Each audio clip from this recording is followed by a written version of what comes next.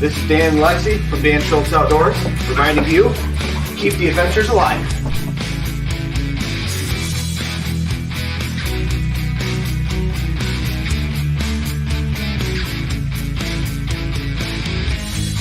Hey y'all, I'm Johnny. And I'm Colleen. And we're the Keel Quest. And we want you to keep the adventures alive. Cheers!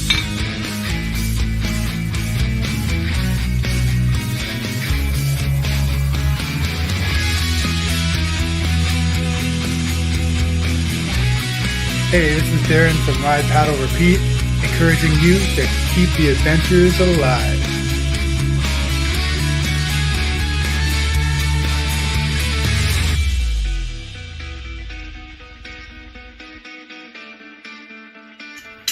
This is David from Beachley Ironworks saying keep the adventures alive.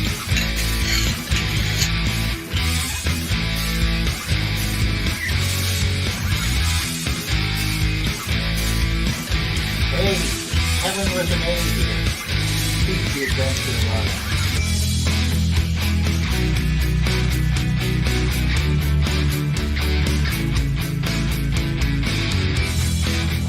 Hi, I'm Dan May. Keep the adventures alive.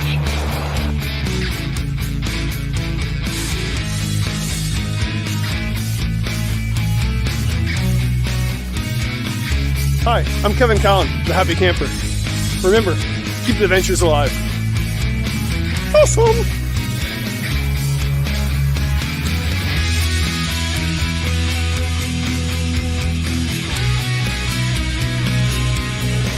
Woo, buddy!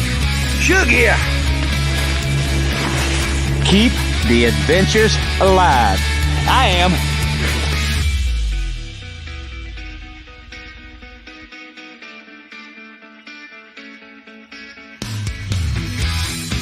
Ethan here, the Avid Outdoorsy guy, reminding you to keep the adventures alive.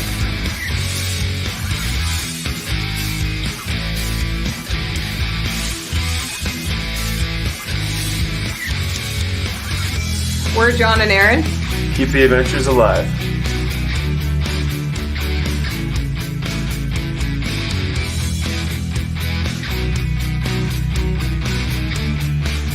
Hey everyone, it's Kylan from Lure of the North, and I encourage you to keep the adventures alive.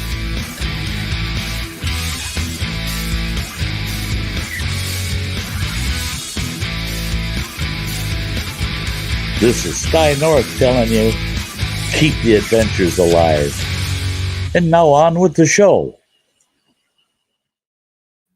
Hey, happy Tuesday, everybody. Welcome to another episode of CanoeHound's Outdoor Adventure Show, a show that brings you a lot closer to the great outdoors. My name is Dennis, also known as CanoeHound, and if this is your first time visiting this show, thanks very much for tuning in tonight. We got a great show for you. Just let it be known that we are live here every Tuesday evening at 7 p.m. Eastern Daylight Time, or actually Eastern Standard Time now. And you know what? Feel free to tune in because we always have great shows, great guests, and great topics. Before we get on with tonight's guest, just got a few announcements to make, as I always do, while the chat over there gets populated. Then we'll get on with tonight's guest and topic. Just to let you know, I always like to shout out my show sponsors before we get into the meat and potatoes of the show. Just a quick shout out to ALGONQUIN Outfitters, who are currently celebrating their 60th anniversary, and they have a contest going on until the end of this month. If you haven't already entered, please do so. There's a great chance to win some fantastic prizes, and all the details are basically on their website, and it's very easy. It's a fun little Q&A thing that they got going on there, but you can find the link to that contest and to their website in the description below. So be sure to check out ALGONQUIN Outfitters and become part of their 60th anniversary contest that's going on. Also, a huge shout out to my good buddies over at Kid Products, makers of the Kid Twig Stove and Reflector Oven. Something I firmly believe in. These things are awesome products. They're a lot of fun to mess around with when you're out in the bush or on a camping trip. A great way to do some cooking and reduce your fuel weight when you're out there. So check them out if you're looking for a twig stove or a reflector oven. Also, Hunter and Harris paddles. I was just talking to our guest in the basement there. Still got my one of my Hunter and Harris paddles here, nice and close by. Very nice, all handcrafted paddles. Beautiful works of art. You know, it's hard to dip them in the water for the first time, but you know, once you do, You know what? You'll enjoy paddling with them with those paddles all the time. Handcrafted. So check them out at hunterandharris.com. Their link also can be found in the basement. Last week, if you missed last week's show, we had a northern trapper and a northern wilderness guide by the name of Clint Zold. He has a YouTube channel, and we were talking about his 30-day adventure that he paddled from Timmins, which is basically his hometown area, all the way down to Temagami, and he crossed the 7-kilometer Little Hawks Portage. And he says he was probably one of the few people in the last century to actually cross that, and he had a real adventure of a time with that and throughout the entire process of the 30-day trip. You know what? Check it out. It's a show that's well worth watching. Clint is a soft-spoken individual that has a lot of knowledge under his belt there when it comes to canoe tripping and trapping and stuff like that. We didn't really talk too much trapping. We're talking more about the show, his 30-day adventure. So check that out. If you're looking for that, you can find that the replay in my replay list or on my YouTube channel here. Anyways, special thanks goes out to everyone who helped to support Canoe Hound Adventures through super chats and channel memberships last week. Also through Buy Me a Coffee. It's greatly appreciated. We are working hard here to try and get this broadcast to be a lot better and, keep the ball rolling and getting the better quality. And it all costs money and time. So all I ask is that if anybody has the opportunity to maybe check out and become a member down here by clicking the join button for as little as 13 cents a day, you can help support Canoe Hound's Outdoor Adventure Show. Help these broadcasts keep coming to you, pay for the streaming software and all the other neat things that go hand in hand with producing this show. Any support is greatly appreciated, and it's not like I'm trying to just take the money and run. It doesn't work that way. It's going back into swag giveaways and stuff like that. Tonight we have a couple of new additions to some of the swag that's going to be going into our now monthly giveaways. We still have the opportunity to answer a skill testing question at our swag giveaway section at around 8 o'clock. But right now we're converting things into a monthly giveaway, and that's going to allow me to put together one bigger prize. And I think tonight's, as of tonight, the prize is going to be $140 value because we got a bunch of different things, and I keep adding to it each week as the support comes in. So by all means, keep it all coming in, and please do get your answers in for the swag giveaway. You can't win if you don't have a ticket. You have the opportunity to go back to last week's episode if you like, and you could send in the answer for that episode as well. And then you could also do so for tonight, next week, and the week after. So you'll have plenty of opportunities to get ballots in for the monthly giveaway, and I'd love to see everybody into that for the prize. Prize drawing. Yeah. Anyways, let's see here. Upcoming shows next week. Put it on your calendars. November 16th, we have none other than Canadian explorer and writer Adam Schultz will be on the show. And we'll be talking about his most recent book that has just hit the shelves here within the past month, The Whisper on the Night Wind by Adam Schultz. This is a fantastic read. I've had the opportunity to read a couple of good books here over the last while. Dennis isn't much of a reader. I'll tell you that. I'm not much of a reader because I don't know if I have ADD or what it is, but I have a hard time concentrating on reading. But you know what? The last two books that I've read have really kept me mesmerized. So one is Canoe for Change, and then, of course, this one here. So by all means, if you haven't already seen this one here, I will get a link to it in the description below so you can actually pick up a copy. Or you can wait until next week when we're talking about it with Adam, and who knows, we might find some sort of a little deal or something. I don't know. I'm not going to say that too loud because I don't know if that can happen or not. If you want to stay in tune also with what's going on in the show, by all means, please follow us on Facebook at Canoe Hound's Outdoor Adventure Show, where you will see upcoming shows, information. I just try to keep in touch with everybody when it comes to that. Two more things. If you have any hot topics or guests you'd like to see on the show, by all means, please do drop us an email at canoehound@gmail.com. We can, try and make it happen. The more input I have from you, it makes it easier for me to actually go after particular people that you might want to see on the show, or to do some research and cover a topic that you might want to see. I've had a lot of input lately. People are looking into hot tents and winter camping. And we usually do a winter camping show, so we're going to put something like that together for within the next few weeks.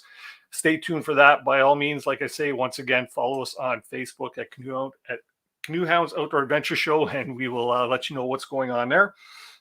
And then, of course, if you have any questions tonight, please in the chat over there, just put the word question in capital letters and then your question, and we will do our darndest to get to it. Or after 8 o'clock, we will be once again opening up the panel, and hopefully, some of you will join us up here and ask a question. Something that we're trying new tonight. This is for the very first time. I actually have a friend in the basement here who is actually going to be, I guess you'd call it our executive producer, and he's going to keep an eye on the chat over there, and he's going to post up their popular comments or stuff that might be questions that are related to what we're talking about at the time. And by all means, we're going to see how that goes tonight there. And if you see other things floating around the screen or popping in or out or something, just, let it be known that this is a new experiment for us to see if we can bring across new things. Right here, look at that. We have Karina over at Alexis Outdoors, who has just become a channel member. Thank you, Karina. Much appreciated. You know where that goes. Anyways, without further ado, let's get into tonight's topic or guest. I'm gonna give his introduction. I'm gonna pop a little video on, okay, and then we'll have him up on screen. Anyways, tonight's guest is a favorite watch of mine on YouTube. His polished videos and his commentary on his videos, the high quality of the video and the edits, just kind of keeps me wanting to go back a little bit more, right? And always wanting more, because he doesn't post a lot of videos, but when he does, you can count on it being top notch. His most recent video release that he came out with about probably a week and a half ago, called Harvesting Light, Canoes and Cameras on the Amazing French River. Here's the trailer for that one.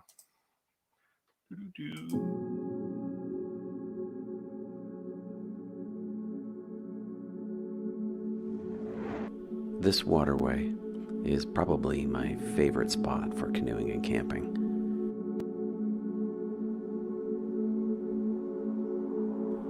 Join me and my buddy Scott as we dip our paddles into the waters of this ancient highway once again.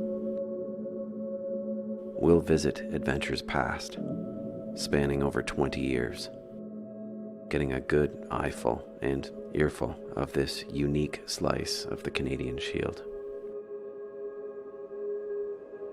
Harvesting Light, Canoes and Cameras on the Amazing French River.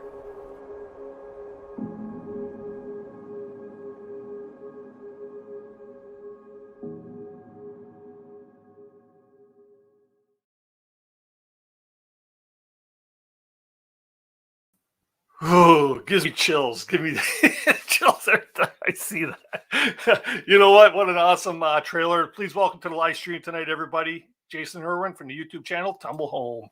Jason, how you doing tonight, man? Good. How are you guys? Oh, living the dream, Not your first time on the show. You've been on a couple of times. Thanks for coming back and joining us once again. Yeah, no problem. I enjoy it totally. Good to see everybody. Hopefully you got your beer supply all ready to go. And yeah, I'm going to behave myself a little more than last time. Last time we were feeling no pain by the end of the show. Yeah, in the green room. partially pickled there, I believe, by the end. Just really quick, thank you there to Troy for becoming a channel member. Much appreciated. Yeah, man. You know what? I'm starting tonight out with some chaga tea in the new Canoehound Adventures coffee mug. So that's what the smart people do. Yeah.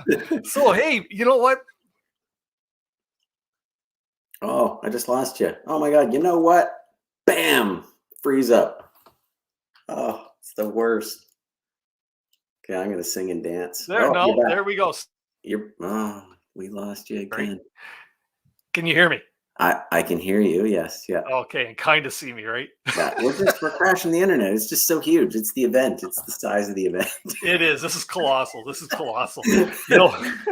So this video that you just come out with, very much anticipated. I think we first talked about this when you were on the show first time early last season, right? And it's taken you. And you know what? all in due time, because what you put out is actually, in my opinion, a bit of a masterpiece, man. It's well, thanks. Yeah, it's a luxury, having that time to be able to do them. I love all the folks out there that are doing this as a full-time gig, and but they got to put one out every week. I honestly don't know if I could do it. Yeah. But anyway, yeah. So like I say, it's totally a luxury, and I enjoy the whole, that whole process of putting the videos together and doing all the editing. And I just spend eons doing them. But yeah, no, I'm glad people appreciate the effort and time it takes. Yeah, for sure. So how much of that video is actually new footage from this year? Was there any from this past summer, or was that from summer? Well, it was from not this last summer, but the previous fall. That was the sort of like the main thread of it was that trip that Scott and I did, and then I would just kind of kicked out of it every now and then to look at past trips. Yeah. So yeah, I think that was October, late September, early October. Yeah. Yeah, that's all right. And I really enjoyed, or I really thought it was cool how you actually fed in clips from like years past, because you can tell just by the frame on screen, that it was like from back. Yeah, I really wish I had taken the time to properly port over all those old, I think those were shot on high 8 or digital high 8. And it was actually much better than it looked. It's just that when I did my big transfer, I had the settings kind of set up incorrectly on my computer. So I ended up saving like these small, like 480 by 640, videos. I don't know. Maybe it helped look at more, helped it look more sort of like old archive footage or something. But yeah. Anyway, yeah, it's unfortunate I didn't do a better job of transferring them. But yeah, it's nice to have all that old stuff. And I've been kind of wanting to get that into a film somehow for a long time. And unfortunately, I don't have all the old original footage. I just have like the finished films. So they were mixed and had music and stuff on them, which most of it I couldn't use. So for the most part, I just took the visuals out of them. Yeah. Oh, well, that's pretty cool. But yeah, the fact that you actually had that from back then, I wish in some of my videos of some of my past trips that I had some of that stuff kicking around. Yeah. Right. It's yeah. Yeah. Even back then I was lugging around like a huge tripod and like a big Canon, 3 CCD, it was just insane. When you think of what you have now, your little GoPro stuck on your shoulder. I know, right? It's the new cameras are bonkers. Yeah. So now you've actually you have a bit of a film background, right? It's not something you're not just like me, some rookie that pulls out a GoPro and goes at it. You actually have a bit of background in the industry. Yes. Yeah. Well, that's what I do. I work at CBC. I'm a promo producer there. So that's kind of what I do. I don't shoot a lot professionally, but I have in the past a little bit. Of course, just photography in general is just a hobby. So. But yeah, you know what? I am kind of just a regular dude who just goes out there, grabs a That's the beauty of the GoPro. They're all stabilized now. As long as you kind of get the horizon right, just turn it on and leave it alone. It's crazy the footage you can get now. But anyway, yeah. I mean, I do have a bit of a past, but I don't shoot on a regular basis professionally, but I edit obviously, and that's sort of what I do for the majority of my job. Yeah. Yeah. So now, recently, or since you were on the show the last time, you've taken on this new persona, the new legend. What's that? What's that all about? No, you did that. When I saw the little placard that you made, you had new legend at the bottom. I mean, whatever. That was just a joke that came up when I did that promo, but I got a good laugh out of it when I saw that you had put it in there. So I thought I'd run with it when I did my little Instagram post there yesterday. Yeah. You know what the funny part is I put that on the thumbnail, and so many people caught that. On my Facebook post, they the new legend, right? Yeah. So it's like, it I'm is surprised how many people actually caught that. Yeah. Yeah. I just love it because it makes no sense. Honey, new legend. Yeah. Doesn't make any sense. You know what? You got to have fun. I had a lot of people really enjoyed that trailer that you did when you were on the show the last time. So yeah, I just keep my eyes open to see if you were going to. Yeah, I was just so busy at work and with everything else going on that I wanted to do another goofy thing, but I just didn't have the time. Yeah. No, Next time. well, it wasn't until last night you actually uploaded the trailers to me. There's like to get them in here for the show, because stick around, everybody. We got another trailer for another tidbit of another video that Jason's working on now. So that's really looking interesting. We'll talk about that probably a little later. For sure. Yeah. Later on, we'll probably be joined by Scott as well, who is with you quite a bit in this French River video. Yeah. I'd say he's been with me on probably half or maybe more of my trips to the French. Oh, we lost you again, Dennis. You're frozen. This is the part where I need to like sing and dance, keep everybody entertained. Okay, I got something. I don't know if I kind of feel that I could jump in here when Dennis is frozen and say, "Hi, Jason." Oh, he's back. Oh, Dennis is back. Hey, you want to go, Dennis?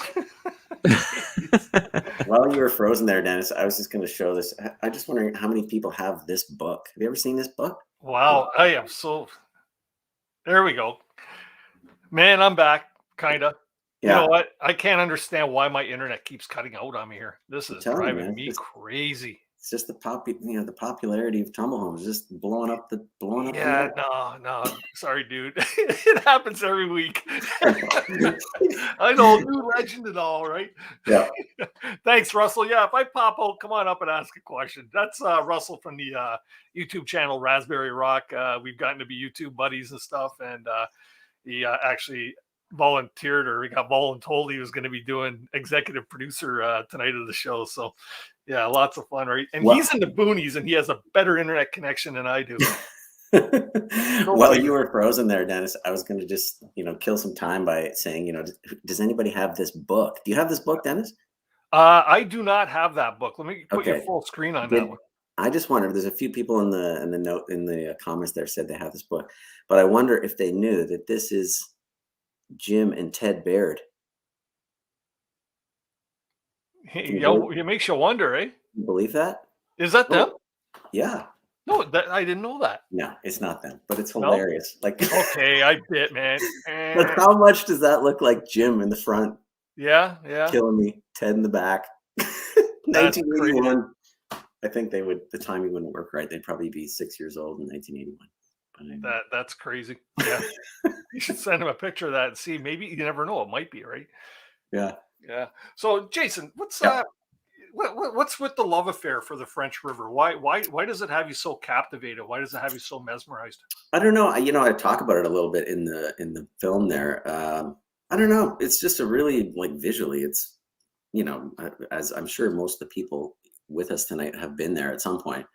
The whole Georgian Bay. Anytime you get close to the bay, the topography, the smooth, ground down drumlins of granite, it's just amazing. Visually, it's amazing. And I think that actually has a lot to do with the way that the light is there as well. When you're doing photography and stuff, there's something different about it there, because I think so much light bounces off that, pinkish white rock. And I don't know what it is. It could be more than that. It could be something even deeper than that. But like I say, every time I go there, I just can't get enough of it. I love it. And there's also just the fact that it's a great place to go canoeing and not have to do much portaging. There's that as well. So how when you say that, how much portaging is there actually on the French River? Like, I know there's a few sets of rapids that you gotta that's typically what you're portaging over. I mean, you can kind of, I don't know, the French is so crazy. It's particularly the closer you get to the bay, it's just very open. There's not nearly as much brush, canopy, trees and whatnot. You can almost go anywhere. You know what I mean? As long as you have a compass, you can kind of just, at any point, just head across the land and hit over to some lake. Even though there's not a portage there, you can usually find your way because there's just so much, travelable, country there. But there's really not a whole lot of portaging. I mean, if you're there in low water, there's quite a bit of farting around with liftovers and some challenges in elevation and stuff. But it's fantastic. Yeah, I paddled in the area there, but I've never actually paddled on the French. And it's just by looking at your videos and that of a bunch of other YouTubers and stuff, just looks like such a beautiful area that I'd love to try, a 7-day trip out there. Where's I'm going to ask you a bunch of questions about where's a good starting point to take on, say, for instance, a 7-day trip. Well, if you go to Hartley Bay, that kind of gives you a little bit easier access to the outlets, sort of the bottom section, maybe the more popular area for canoeists and whatnot. But you can also do the Upper French, and I can't remember the name of the takeoff point from up there. But I mean, there's lots of places you can access it from. But yeah, I mean, the best thing to do is just get out the map and open it up and just check it out. Right. And the entire French River, the entire river is part of the provincial park. Is that correct? Yes. Yeah. I mean, pretty well. I know there's some reservations connected to it too. There's a little bit of Crown land. In a lot of places, I don't think the park extends too much more than, a couple of kilometers past the river line. Mm-hmm. But yeah, I think pretty well the entire length of it is considered provincial park. Yeah, so that means you require permit to paddle the entire river? Yes, I believe so. Yeah. Yeah. Okay. Good to know. Good to know. I'm as you know, I'm typically a Crownland camper, but you know what? You gotta hit up these areas sometimes too. Yeah. That's interesting you mentioned that, because I haven't done a ton of Crownland camping, but I just did some when we went to Mississauga. We were on Crownland the majority of the time, and it was eye opening. It was pretty crazy. It's pretty good. Yeah. So now you and Scott got out there this summer, obviously. In the fall, just sort of late September and into October a little bit. Yeah, and Scott's your longtime paddle partner. We grew up in the same hometown, and we were buddies on and off when we were younger, and then became pretty tight when I was around 20. I just got out of the Navy and kind of started going to school, and he was going to school in Toronto, so we hooked up, and we've been camping actually ever since then. That's when we started doing trips together, and just haven't stopped. Yeah. We'll get him up on screen here in a little while. For sure. He's messing around down there in the basement with his camera and stuff like that. That's all right. So let's say we were talking in the green room about maybe discussing a little bit about the camera work that you do and stuff like that. What do you typically bring out with you when you're out shooting video or on these exploration things? I'm usually, for the most part, I'm just bringing like a GoPro and I used to say it DSLR, but I have a new mirrorless Canon R6, very similar camera, and that's it. Sometimes I'll take a second GoPro. I usually actually bring my, whatever the GoPro that I just replaced, I usually bring it with me. Sometimes use it as a second camera, but it's mostly there in case the main camera fails. I've always got a backup, One new thing I'm doing now, which I wasn't doing before, was I used to just carry tons of batteries, and then when I got the Hero 8, it was a different battery, and I was like, I'm not buying another 12 batteries for this thing, So I just started using a power bank. I can't, for the life of me, I don't know why I didn't start doing that earlier. And that's fantastic, man. I have this one power bank now, and if I'm out for a week, it'll like charge my GoPro batteries, the batteries for the R6, and my phone, and it's amazing. The thing doesn't run out. How big? What's the brand of this one? Is it solar or is it just a power bank? It's just a power bank. It's one of those guys. Anchor. I'll get you a full screen here again. Yeah, I don't know what the model number is because my eyesight is terrible. Yeah. But anyway, just a typical one, it's. And how many charges? Like you'll keep your batteries charged for an entire week on that? Yeah, I mean, I carry two batteries for my R6, and I have I think 3 for my GoPro, and I never ran out over 5-day trip charging everything. I think I still had half the power in it. So, for the weight of it and everything, it was kind of a no-brainer. It's like, man, even if I go for a week sometime, excuse me, or like 10 days or something, I would imagine like 2 of those would do me. Yeah. Did you see a comment said, Jason rocking the KT8? I tell Tony, I saw you on Canoe Hound. Love what you bring to YouTube. Yeah, beautiful film. Cheers. Dude, if you guys haven't heard of KT8, which means kill the 8, it's just a buddy of mine. He runs a big merch company in Toronto. He does all big bands. He does like Glorious Sons, Sam Roberts, Zed Dead, Dead Mouse, Sloan, a whole bunch of bands. anyway, he's just he runs a really good merch company that makes quality stuff. So for all the YouTubers out there that are looking for a new place to get their shirts and hats done, check out KT8. Yeah. Okay, there we go. So there's their shameless plug. Yeah, I made a point. I was like, I can't believe I haven't plugged him, and of course, Scott, he doesn't need much plugging, but my buddy Scott is going to be on later. Some of you may know or may not know. He's like an incredible tattoo artist, like one of those guys, that's really booked way in advance, and anyway, yeah, I won't go on too much about it, but he runs a really nice little tattoo shop in Kincardine where we grew up. Yeah. So it took you quite a while to get this French River video out. Like I say, I knew about it for probably about a year. Why such a delay? Was it just trying to because it's your favorite river to paddle? Is it just because you wanted this one to be like perfection type of thing?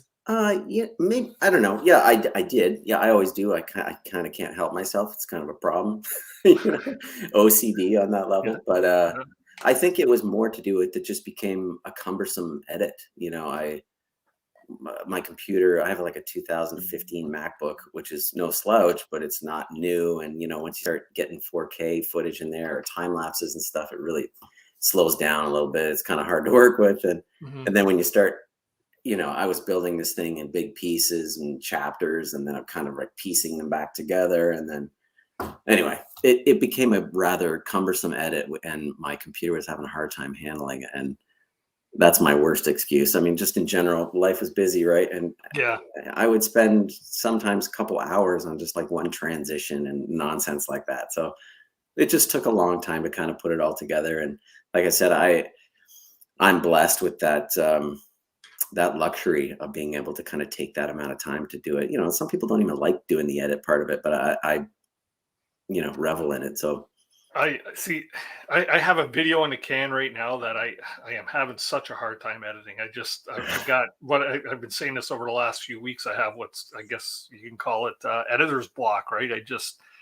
Nothing I'm doing in there just seems right. You know what I mean? And I'm having the hardest time. So if anybody out there wants to take on a project of editing about probably 70, 80 gigs of video, maybe more, I'm not sure. But I have it all well organized, but I just don't have there's nothing like like hard that. time with it. There's That's for my big trip here in the summer. And I can't wait to get it out because it was a rather eventful trip. And I want to be able to tell the story right. And that's something that you seem to have captured in what you've done here with this video. It's captured the whole essence of the French River in what, a 30, it was what, 40 some odd minutes, wasn't it? The harvesting light is actually, I think it's an hour and it's 70 minutes. It's like an hour 10. Yeah. Okay. Yeah. But you really captured the whole essence of the trip, right? Or not of the many trips. So yeah. I mean, I don't know. It's always a struggle. Like you say, you get all your footage back, and if you're smart, you're rolling the cameras all the time. So you have tons and tons of footage, and then you do big string out edit. You've got like 16 hours of footage. Yeah. And you're just like, okay, where do I start?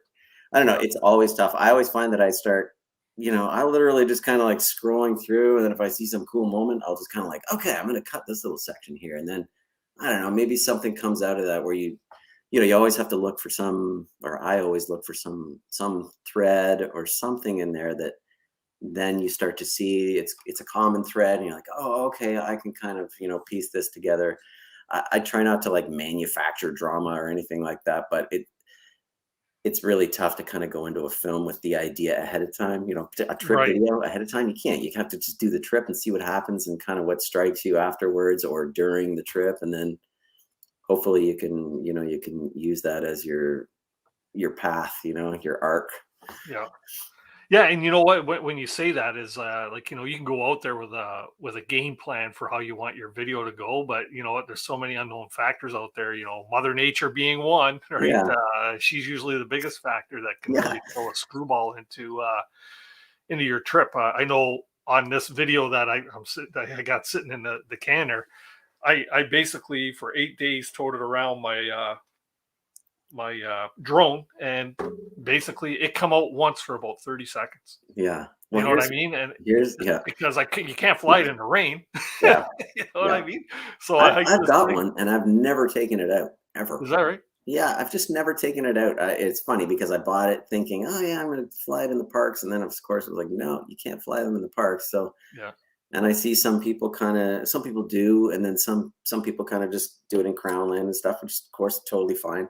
Mm-hmm. You know, I'll tell you one thing about drone footage, and it's not a knock on drone footage, because every time I see it, I'm just like, wow, cool. Oh man, I'd love to do that, you know. And I have the ability to do it, but I just haven't done it yet, you know. It's just something about it in a trip video, though. The moment you see drone footage, the first thing you think is drone footage, you know, instead of like, oh wow, yeah, that's a cool, you know. It's always this weird. I don't know what it is. It totally makes me jump out of the reality that we were in. And Mm-hmm. people who do it well, you know, you get lost in their videos, right? Yeah. And then the moment you're up in the air like a bird, you're like, oh, weird, you know, like it's just this, you know, subconsciously some sort of switch that happens where you. So maybe a little too drastic of a switch, or like a flip that you're saying. It's not like the end of the world. I mean, depending on what kind of videos you're doing. I mean, it's unbelievable the stuff you can get. Of course, that sort of perspective is unreal, you know. Maybe that's it. It's unreal, you know. It's like watching a clown movie and all of a sudden you're into a race video and then back to the clown movie. Yeah. It's funny because that, you know, we're so used to seeing things, you know, at that sort of eye level kind of thing that, you know, holding a camera here which just sort of makes sense, right? Yeah. Anyway, that's my now the one thing I wanted to touch on too is your YouTube channel. Given the quality of your videos, like you're what, maybe 5,600 subscribers, which, come on, people, if you're not subscribed to Jason Irwin Tumblehome, you should be. You know what? We should be. Oh, I'm already subscribed. And no. I just say that is because you have such a polished style about your videos that, you know what I mean. Everybody that watches is mesmerized. You know what I mean. They're all taking it. Like I can say that because I've been promoting this show now for, you know, actually 2 weeks now, and every time I promote it in one way or another, whether it's a mention on the show or something, everybody says, oh, I love his videos, right? So we got to get your subscribership up, man. Maybe you can retire from CBC, right?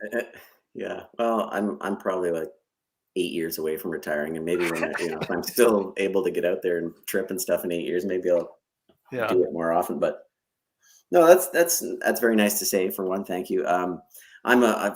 I'm a terrible self-promoter, like really bad. You know what I mean? Like if I spent more time on, you know, social media and kind of getting the word out there and stuff, maybe it would be better. But, you know, it feels stupid to do that when I'm only putting out like a video or two a year. So I don't know. At this point, I'm kind of comfortable with it. You know, I sort of have wrestled with that quite a bit on and off. Like, why, you know, how come I don't have more viewers and stuff? But the people that are subscribed to me, they, you know, they all really appreciate it and enjoy it, and that's really satisfying. So I'm thrilled that, you know, there's 5,000 people that will sit down and watch my video. Like this thing I just posted, Harvesting Light, has already got like 8,000 views in whatever, a week or two. I know that just seems like ludicrously little compared to some of the other awesome YouTubers out there, but for me that's fantastic. And it's the other one, September Solo, that has 80K views now, which is, for me, that's like, oh my God, that's insane. You know, I know like Joe Robinette will get that in the morning after he launches a video, right? Yeah. But, you know, for me, I'm just thrilled that it's got that many views. And sure. So like I said, you know, lots of people say, well, I don't go for the view, or I don't go for the subscribers and the views and stuff. I think everybody does. Of course, you know, you spend all this time doing this stuff, so you want that, but honestly, like I said, I have the luxury of not having to do that and to kind of maintain a certain level, you know, in order to make a living. And, you know, and a lot of folks do. And I love that they do it. Like I love seeing, you know, John and Aaron out there, you know, his channel's really hitting hard now. And Jim and Ted, their stuff's finally getting up there as well. And so I love all the birds. Yeah, so many birds. Funny. So there's so many people writing comments, and I just kind of keep peering over, and I see all sorts of stuff, and I'm dying to like get in there and type away answers and stuff. But Even if I haven't seen your comments, I will totally go through them afterwards. Yeah. Here's Nate Muskoka saying, this is obviously a passion project that takes a lot of time and skill. So what makes you passionate about the job you currently have that relates to what you do for YouTube? Is he asking me about like, what makes me passionate about my job at CBC? Yeah. Okay. Well, it's a tough place to work sometimes. It's just a big, crazy corporation, and it's tough to work there sometimes, like as any big corporation would be. But ultimately, I get to do what I love, and the fact that I'm working at a place like CBC, which has a pretty cool history, and I like the fact that it's like the Canadian public broadcaster, and sometimes I feel like it's lost its way a little bit, but part of my job is to help steer it back into kind of being the cool place that it once was. So if you're a promo producer or a producer of any kind, like working there is fantastic. I mean, it's a nice job that has nice benefits and all that kind of stuff, but ultimately it lets me, for the most part, edit all day long. You know what I mean? Like right now I'm working on stuff at the Olympics and like for the upcoming holiday season, but I'm working on like like David Suzuki stuff for Nature of Things. And, I just, every now and then you get to touch on really cool projects. Sometimes some of the projects aren't so great, but generally speaking, I get to like, mess around on computers and edit all day long. So it's fun. Sure. Yeah. And that obviously clearly relates to what you're doing. That because when you're working for a place like CBC, you have a standard that you have to hold. Obviously, like if you're editing all day, they expect a certain standard, right? And that's kind of reflecting on what you're doing for your YouTube videos as well.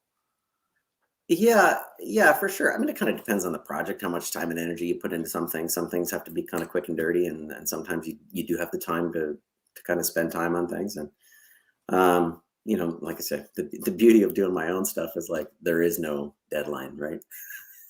just the deadline of people's expectations. I always get notes from people saying, "Oh my God, when are you going to come up with a video? It's been like a year or whatever." So yeah, maybe that's part of it too. Is that I like having no finish lines. Eventually you just have to stop and be like, okay, enough already. Just render the thing and get it out the door. Yeah. But anyway. Yeah, cool. Really quickly here to everybody in the chat tonight. Just curious to know, for all of you that are actually subscribed to Jason, where are you from?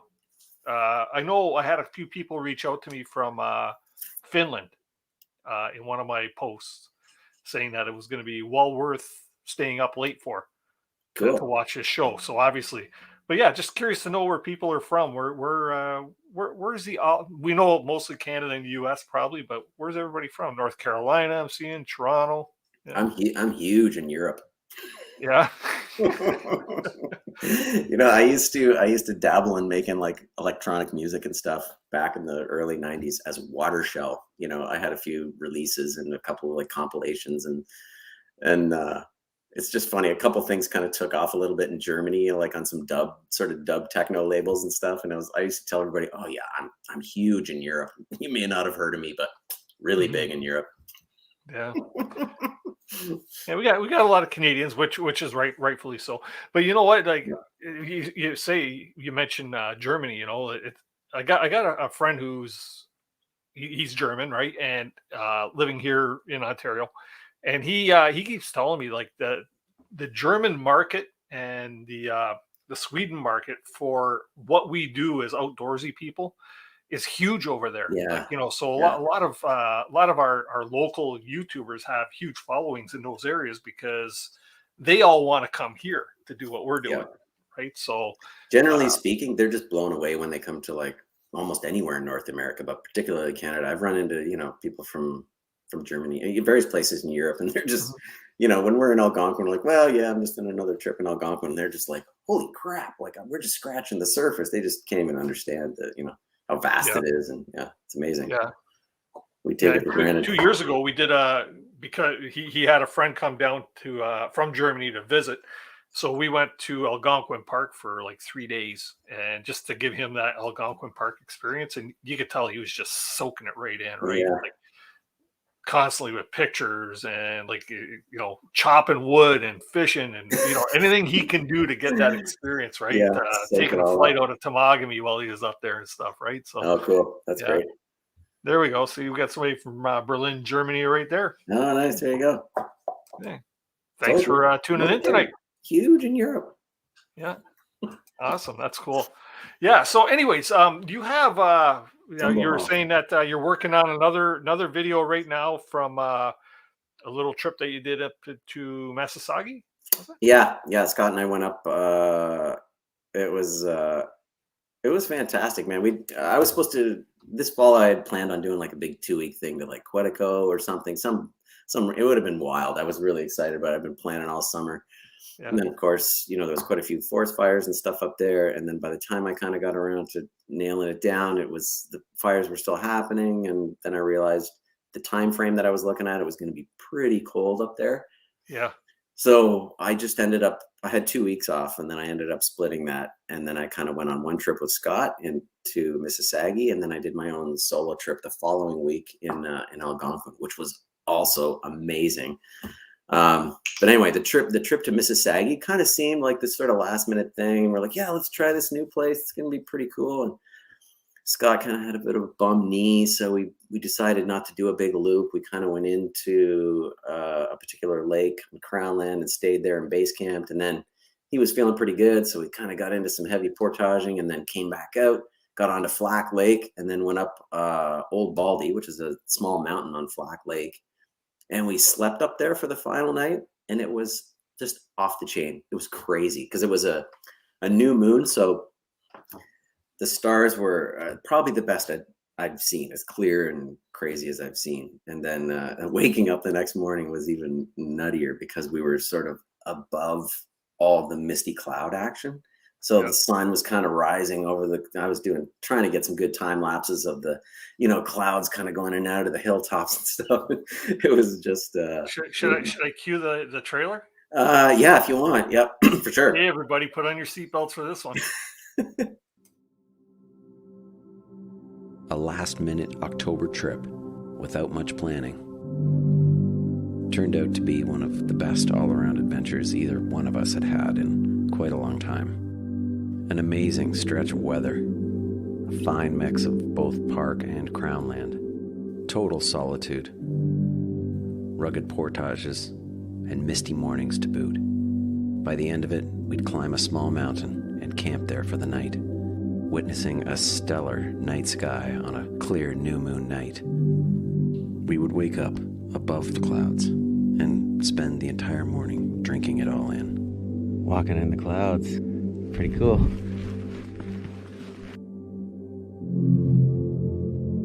A new Tumblehome adventure in the Mississauga region.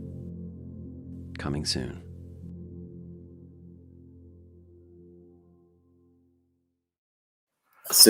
Coming soon. So I was just gonna say, how soon? Another year? Another 6 months? Yeah, but the beautiful thing is I have 2 trips to kind of peck away at. I have that one, and then the trip that I took the next week, which was also really, really amazing. I went back and did that loop through Sunbeam, like sort of Burnt Island, Sunbeam, Tom Thompson, and back out. And anyway, we can talk more about that trip later too. But that was it was also really, really good. Well, you know what? We have somebody in the basement. Really, really quickly, thanks to Karina for the super chat there. Greatly appreciated. You know what? We have your buddy Scott in the basement. I think we've had him sitting down there long enough. Shall we bring him up? He's always in the basement. Hey, Scott, how you doing? Look at he's rocking all the KT8. I love it. Representing. Let me just get you guys dialed in here. Okay. Can you hear me okay?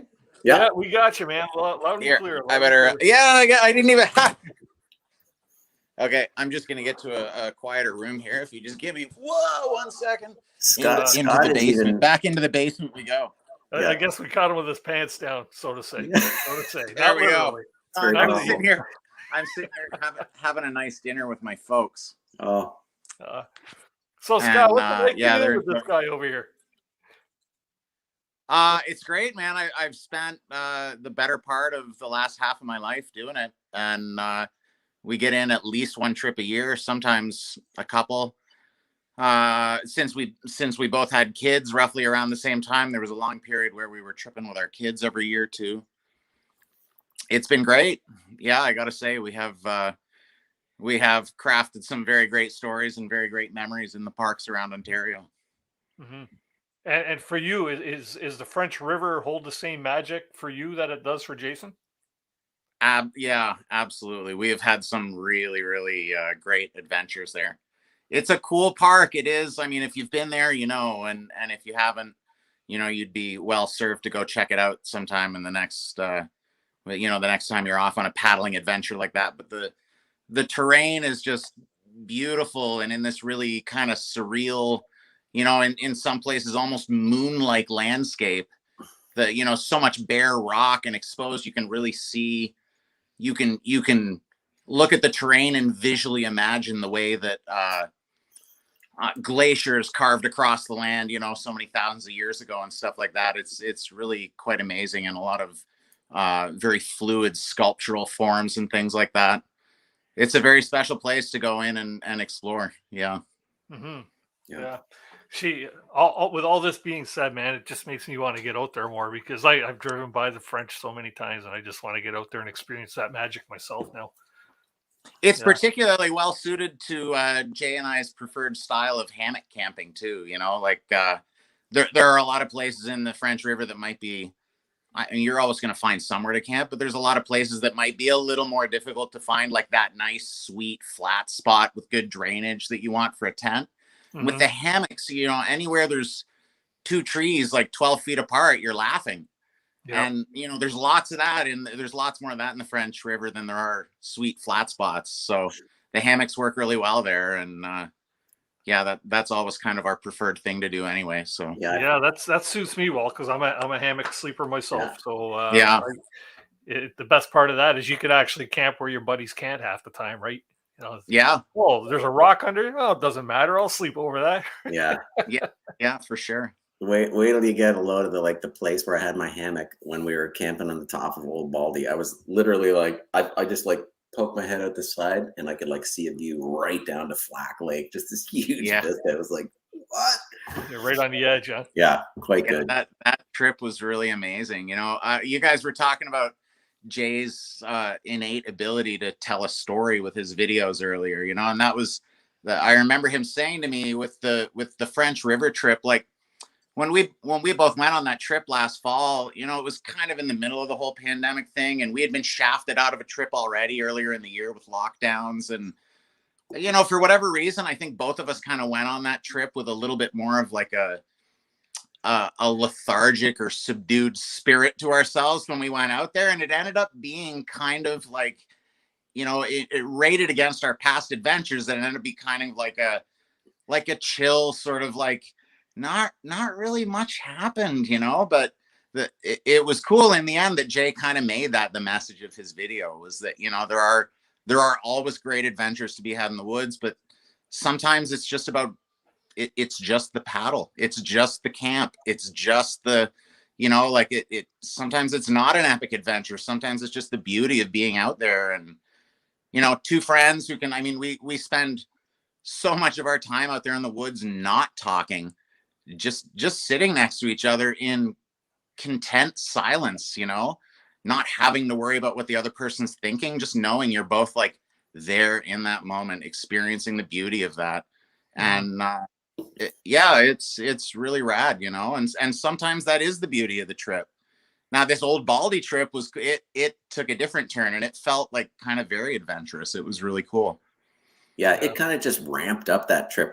Remember how we were talking in the truck on the way there, you had kind of a bum knee, and we kind of thought about doing this big loop, and then we ended up not doing it. But so we started to take it easy, and then we did that first really tough portage, but we kind of felt good after it, and then we just kind of kept going. And then the end of it, Scott kind of just cracked this idea halfway through the trip. He's like, why don't we, we had made a base camp, and he's like, why don't we get out of here a day early, head back, get onto Flack, go back through all those portages, get back onto Flack, go up onto Old Baldy, and stay there for the night. And I was just like, that's an unbelievable idea, actually. Yeah. So Why didn't I think of that one, right? Yeah, so we just did that. We kind of went, got back onto Flack, and of course, we went through all these crazy portages to get back to Flack, and we got there and it was just glass and peak color, and nobody there. We didn't see a soul for like the whole trip. It was just like, what? This is nuts. So anyway, we shot across the lake to get to the trailhead and stashed the canoes, lightened our packs a little bit, and then had one hell of a hike to get up there. It was just, whew. We were so when in October was it that you two went there? We were actually in the tail end of September. I can't remember exactly the week, but yeah, it was just the very last week of September, and it trailed into October. So I think actually, like on that last night, we were up there in like October 1st or 2nd. Yeah. Okay. Yeah. I don't know the exact dates either. Yeah, but it was a new moon, so man, just being up there, just that one layer higher on a clear night, new moon. Holy crap! It was like the perfect temperature. Like it was hot during the day, but not so hot that it made portaging or hiking extra uncomfortable. And at night it wasn't super cold, but it was like just cold enough where the atmosphere got super dry. And there's no ambient light up there. Like it was on top of Old Baldy, man, looking around as far as the eye could see on the horizon, it was just trees. Like way off in the distance, you could see the glow from Elliott Lake. And there were maybe 7 to 8 cell towers that you could see, like in the entire 360 degrees. Everything else was pitch black. And the star was like, it's the first time Jay, you'll remember this. We were standing on this rock that was like truly the tippy toe peak of Old Baldy. And it was right as it was dusk, where it was like, it was essentially dark, but there was just that kind of ambient glow. And we were sitting looking at the stars, and we saw a satellite cutting across the sky. And the clarity of everything, like the satellite, it felt like you could see the friggin' parts on this thing, and the clarity of it and the sharpness of it and the lighting, it was like you could sense the dome of the atmosphere of the earth that we were sitting under, and I actually got a bit of vertigo. I was like, I gotta sit down for a second, dude. Yeah. We made a point of not having a fire and kind of keeping our flashlights off and everything. So our eyes were just completely, in that mode, dialed in for darkness. And it was really nuts. It was breathtaking, man. It was a really, really special, magical night. Yeah. There's not much light pollution up there to really ruin it either, right? Yeah, that's the thing. It was black, like just every little pinpoint of star just seemed like it was like punching at you, Yeah. Wow. And then we kind of thought like, oh, wow, that's the topper, man. That's it. And then it was like the next morning that was even just this notch above what we had just experienced. Yeah. We got up early and kind of like sat out on our chairs with our sleeping bags on top of us and just, watched the cloud kind of like marshmallowing in and amongst the kind of black hilltops as the sun came up over top. And yeah, it was special. It was good. Really good. It was really crazy. The morning came in phases. It was like, there were points during the morning where we were in a complete whiteout. You essentially couldn't see anything. And then it would like recede a little bit, and then it would come on a little bit, and then it would almost kind of melt away. And like, it took hours for the whole process to kind of like burn itself out until the sun finally like kind of like took the top off everything. And then even for ages after that, all the lakes were like little pools of mist, they were like hanging in the shadows. See, I mean, you see that stuff, but it's rare that you get a chance to see that stuff from that vantage point. And it just gave you this completely different visual perspective of everything around you, Yeah, I kept imagining, oh man, if we were down there in the bottom of that lake, it would just be kind of gray, and you might see a little peak of the sun. Yeah. And then up there, we were just getting baked by the sun, looking at which this was sort like of the morning we had underneath. the morning we had, the first morning we were there when we went out canoeing in the mist. And it was like milk in the morning. Like the mist was like almost impenetrable. And as the sun came up, slowly it thins out. And that's also one of our favorite things, and we've done many an early morning, like sunrise canoe paddle out onto a, some little glassy lake in milky mist. And it's like, it feels like you're in the void, but seeing that stuff happening from this bird's eye perspective, it was really wild. It truly, like, I've never been up Old Baldy, but I've been up Maple Mountain twice, up in Temagami region. Yeah. And once was a crystal clear day, blue sky, the whole 9 yards, and being able to see for miles. But that's an amazing view. Yeah, but the second time I went, it was kind of similar to what you had in the video there, where the clouds were below you. Yeah. And what a really cool feeling, or just like visually stunning to see blue sky above you and clouds below you. That would be really well from up there, because that's probably, I think, like Maple Mountain's probably about 3 times the height of like Old Baldy. I don't know what the height of Old Baldy is. It's not that high. It's probably 600 meters or something. And I think Maple Mountain is 1,500. But anyway, we've done the same thing up there. We've slept up there twice, I think, haven't we, Scott? Yeah. And that's pretty awesome too, man. Waking up, I've got like old like actual film shots from waking up there in a sunrise, kind of a similar thing, like you said, Dennis, just kind of seeing the morning mist hanging low below you. And that was when you could still climb the tower. I think it's pretty well. Now, was there actually a campsite up there on top of Old Baldy, or you just sort of found a spot that on Old Baldy? You know what? I think there is one officially. I mean, if you look at the map, there is one marked there, at least somewhere along the trail on that like upper section. We just kind of found, decent spots. We found kind of the beauty of the hammocks. Suitable trees. Yeah.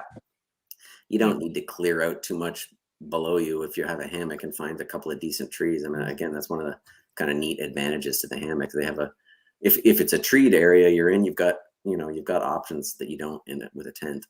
Mm-hmm. Yeah. And how was the rest of the Mississauga area? Was it did it capture you like your French River does? Yeah, I mean, I found it much like I don't know, it's kind of weird. Yeah, it was a little different. We got into like Bubble Wash, and I've got the map right here. Where did we go? We got the portages were on the treacherous end of things. Yeah, they were. There were the portages were no joke, man. I got a new to me boat just before that trip. I got a 16-foot carbon prospector from Langford, and I bought it off a guy that I know who used to trip quite a bit. Is just his tripping days are behind him on that level anyway. And I could not have been more thankful. I'm sure it saved me a good 15 or more pounds at least off my old yellow 14-foot fiberglass. And it would have been brutal navigating those portages with the added weight of that boat. It was hard enough with a light boat on the shoulders. Have you been that way, Dennis? Have you been into the Mississauga? No, I have not. Yeah. No. We went to an area that was kind of crown land. That's the crazy part, is we were on crown land. We saw some, stashed fishing boats here and there, little tin boats, but I was just shocked that we didn't, we were the only ones in the parking lot. We didn't see anybody on Flack Lake. We didn't see anybody for the first 3 days. Not a soul. It was like we had a private park. Yeah. Wow. It was crown land, like fairly accessible crown land, Yeah. And at a time of the year when if you went to Canoe Lake, in Algonquin, anywhere in Algonquin, you'd be overrun with people, you'd be bumper boats out there. Yeah, really nuts. I hope we're not giving away too much of a good thing here. Hold on a sec here. Mississauga, okay. Yeah, with an I, right? Okay. Yeah. That's the thing, it's amazing that over the past year and a half or so on YouTube, you see a lot of focus put on certain areas like the French River. And it seems to jump in phases. You have a bunch of people go to one spot, and then somebody goes somewhere new, Mississauga. Everybody's going to want to check that out. And, it was Naganash for a while, and you know what I mean. It just keeps going around. But that's the good thing, There's so many beautiful places here in Ontario that we could actually get out there and experience this beauty, right? Yeah. So. Yeah. Here's one more thing that'll make the hordes come to Mississauga. Like the trip that Scott and I did, we went from a Monday to a Thursday. And because we decided not to go into, we were going to go down into Upper Mace and Mace Lake and Pathfinder Lake, which is part of Blind River Provincial Park, which is right next to Mississauga. We were going to do that big loop. We didn't end up doing it, but we ended up going down into Dollyberry, Sam Reed, Boba Wash, but that's all Crown land. So we had to kind of check in so that we could park. But when we got there, the woman was like, okay, well, the parking, the government said that the parking is free from Monday to Thursday. So you don't have to pay for parking. So that's freaking amazing. Yeah. And we decided basically to stay on Crown land. So it didn't cost us a penny. And, you know, the funny thing is we were going to go in at Dunlop Lake. And it's a huge, long, like half a day paddle lake to go up, and people will go there so that they don't have to pay. Basically, you don't have to pay to park. You don't have to, you know, you don't have to check in there. But so anyway, it was just kind of funny that we kind of went on this trip, and you know, it didn't cost us a penny other than gas money. Which wow. So part of the Mississauga is a organized or an operational park then. Yes, the area around Flack Lake. Well, here, I don't know. No, that's not going to work. But we get you full. There we go. Yeah, I guess. Yeah, this kind of shows it a little bit. So this is Flack Lake. Old Baldy is right there. This is Mississauga Provincial Park. This little section through here is Blind River Provincial Park. So we were going to go in at Flack, maybe do a loop down here. And then as soon as you get into here, which is 10 Mile Lake, Gibbery, Dollyberry, Boba Wash, it's Crown land all in through here. So we went into Flack Lake, came down here and stayed in Sam Reed Lake, and then kind of kicked back, went across Flack, and stayed at Old Baldy right there. We're really giving away all the secrets here tonight. Yeah, the first night we were only in. to 108 people. That's it. That's good. Yeah. When we go back next fall, there'll be 100 people there. Like, yeah. Woo, big party. Yeah. Party. I'll put a chapter in there. Here's Jason's trip. Hey, yeah, we're gonna take some generators. We're gonna haul them up to the top of Old Baldy and have 108 people rave at the top. There we go. Yeah. Do we have a and date we'll on live that? stream it, because when you're up there, you have full cell service. Like when we got up there, Scott checked his phone. He was like, dude, I got 4 bars. I was like, what? So we were FaceTiming our family going, hey, check out the view. You know, it was just like, what? It was very strange, but pretty cool at the same time. Wow. Yeah. I see a comment here by John Capwell asking, did you see his signs of the uranium searches back in the 1940s? No. No. I mean, they were searching for uranium there, like mining searches and stuff. Is that? Yeah, I'm not sure. I don't know the history of that area too much. I mean, we didn't dig too deep. I mean, we just scratched the surface of that place. Like I said, we didn't make it into the Blind River section, which I know is really beautiful. I've watched, Lost Lakes, John there. He did a video there. Joe's been there a few times, and I was actually supposed to go out with Joe this fall. We just couldn't get our ducks in a row for timing and stuff. But ultimately ended up being great because I had these 2 awesome trips instead. One with Scott, and then this one great solo in Algonquin as well. Cool. Very good. Okay, so fellas, we're at the 8 o'clock. Well, it's 5 after 8 now. I'm going to get the swag giveaway under wraps here. And then when we get back there, I want to ask you guys, and I'll ask you the question before we go for break. I want to know what your favorite part of the French River is, both of you. So I'll give you a couple of minutes to think about that and how you want to tell the story. I know. I'm going to drop these into the basement really quick here so I can take care of the swag giveaway, and we'll have you back up in a few moments. Sweet. All good? Deal. Good time for a men's room break. Yeah, perfect. You're right. I'm going now. All right, so hopefully everybody's having a good time tonight with Jason and Scott here, and learning a bit about some of they're giving away secrets here tonight, people. You want to make sure you're paying attention on that.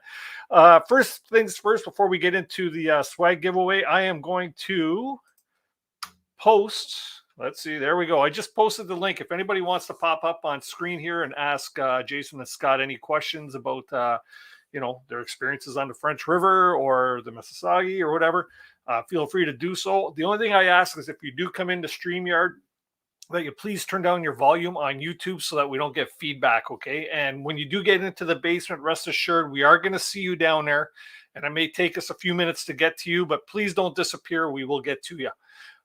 With that being said, tonight's swag giveaway is brought to you by our good friends over at ALGONQUIN Outfitters. Here's a little video of them.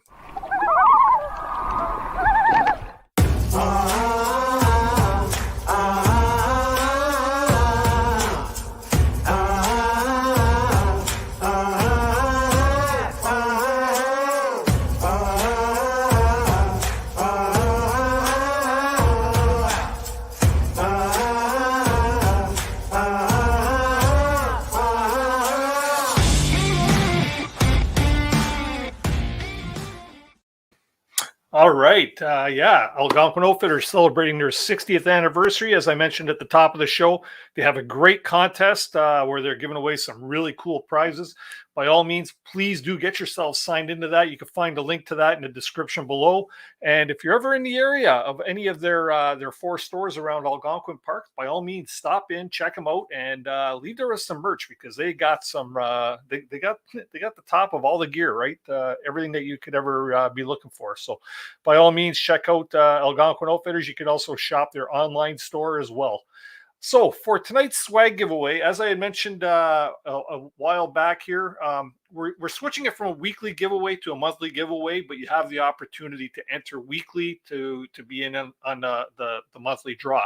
So by all means, get your answers in for tonight's question. And for tonight, this is where our swag giveaway is at so far. First, we're going to be having our Canoe Hound Adventures swag pack, which is basically a bunch of decals and our 3 commemorative patches. For the show here, we've got the Canoe Hound Adventures patch. These are iron-on patches. We've got the Canoe Hounds Outdoor Adventure Show patch, and then we have our newest one, which is for sale for about $6 a piece, including shipping, to Keep the Adventures Alive 2021 patch. Kind of looks like a portage sign, doesn't it? Anyways, that with a bunch of stickers.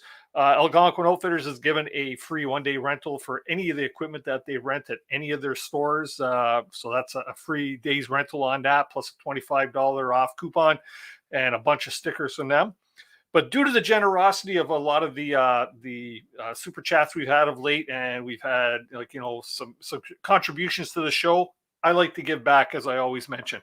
So we got a bunch of products here from Kid Products. We've got a little one of those extendable bellows so you can blow into your fire. That's going to be in the package. A ferro rod from Kid Products as well. A cutlery set, courtesy of Kid Products as well. That's a folding cutlery set.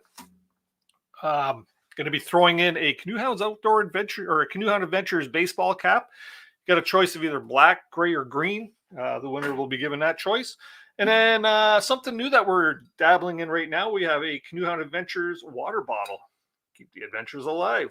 And that'll be part of the package as well. Like I say, when we receive, we like to give back as well. So for tonight's swag giveaway question, if I could find my mouse in all this, and you have until Saturday, or actually until the end of the month, to get your answers in. But you can send your answers to cosprize@gmail.com. And tonight's question is, what popular Ontario river does Jason have a great fondness for? We've touched on it a whole bunch of times. We're going to be touching on it a bunch more. And all you need to do is send me an email to that email address and let me know what the answer is, and you will be entered into the month-end draw. So I will leave this on screen for a few moments. With that being said, let's get Jason and Scott back up here on panel. And as I mentioned, we do have a couple of people in the basement with questions, so we'll get to them in just a few moments. Welcome back, gents. Woot! Hey.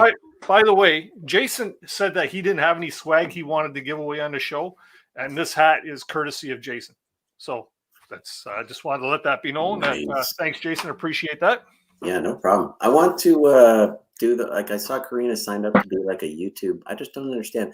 When you become a YouTube member like that, what does it mean and how does it work? Becoming a YouTube member will get you basically extra perks and benefits. We do little things. They'll send out swag or sticker pack. You get, every member gets a channel membership decal. And then depending on the level you come in, you can get patches. After 3 months at the top level, you get a Canoe Hound Adventures t-shirt. Sometimes we'll do member-only live streams. Members get first chance to pop up here on screen to ask a question of our guests. So that's just a few things like that from time to time. And what's the damage on that? What does it cost? I think the most affordable is $3.99 a month. Oh, it's a monthly. Yeah, $3 or 13 cents a day to help support the channel. It's less than the price of a cup of coffee. Not even. That's pretty cool. But no, this I'm not. I don't want to hound people for it. But you know what? We've got quite a few members to the channel, and I'm grateful for all of them. So yeah, no, you know what? I felt really terrible because I've been on the show once. I hadn't done anything, and then I was saying to you, I was like, dude, I gotta just send you some bucks so we can do something. So I'm glad that worked out. But I think I'll do the sign up thing as well. That's cool. Yeah. Well, like I say, your contribution there is getting a hat into the giveaway. So thanks very much for that. That's $100 hat. That's a $200 hat. 200. Did I miss something? Did I miss something? Anyways, everybody, last chance here for the question on screen here. What was the popular arterial river that Jason has a great fondness for? You can send your answer over to coesprize@gmail.com. Off it comes. There we go. Anyways, so I asked before the swag giveaway, I wanted to know what's your favorite part of the or stretch of the French River. We'll start with Scott, the guest. Well, one of the I think it was maybe the first trip we did to French River. Was it when we did the cliff jumping? Was that the first time we were there? Or was that was actually not? It wasn't. It was maybe. Anyway, there's a section right before you. There's a very tiny portage. Some years it's almost like a lift over that goes from that main. You paddle down a little bit. There's like sort of a shape. You paddle down a couple little sections, and then there's one tiny little portage. Yeah, this is a great photo. There's a tiny little portage. Scott. After that, you're out of the part of the river that powered boats and things can get into. Now you're in canoe only zone, and if you go past that little turnoff further down that stretch of river. Before you get to the train bridge, yeah, exactly. There's a series of cliffs on the left-hand side. I know you keep coming with those props, Jay. This is perfect. Are you guys like texting here while we're on swag giveaway? We're gonna text each other. Anyway, there's a series of cliffs there, and I realize now, of course, it wasn't the first time we went there, but one of the times after that we went there, we decided to go for it and jump off this cliff. And it was I jumped off stuff before, but it was the first time I'd ever jumped off anything that high, and it was a bit of a trip, and I have a real fond moment for that. And then years and years later, Jay and I took our kids back there, and not only did we jump off that cliff, my son and Jay's daughter jumped off the cliff with us as well, which was that was mind-blowing. Like for both of us, there were so many emotions being experienced in that moment, it was crazy. Yeah. Anyway, that part of the river is pretty magical for me. And then I guess tied in with that and where all of that sort of started, there's a section of rock there called the Elephants, and it does look like a bunch of elephants that kind of like hump up out of the water. And that stuff we had jumped off years before. And eventually when we took our kids back, that for them was like a huge, they were little. So jumping off even the elephant seemed like this huge, crazy thing. But we have so many great memories of camping in that area, I would say that section for me, those cliffs that we jumped off of, and then years later getting to experience that same thing with my kids, that was magical. Yeah. Mm-hmm. The footage of them jumping off is I think it's in September Solo. I think I stuck it in there somehow. Okay. I recall seeing that in the video. Weren't you wearing Scott? Weren't you wearing like beer shorts with beer on it or something? Or yeah, like beer and pizzas or something. Yeah.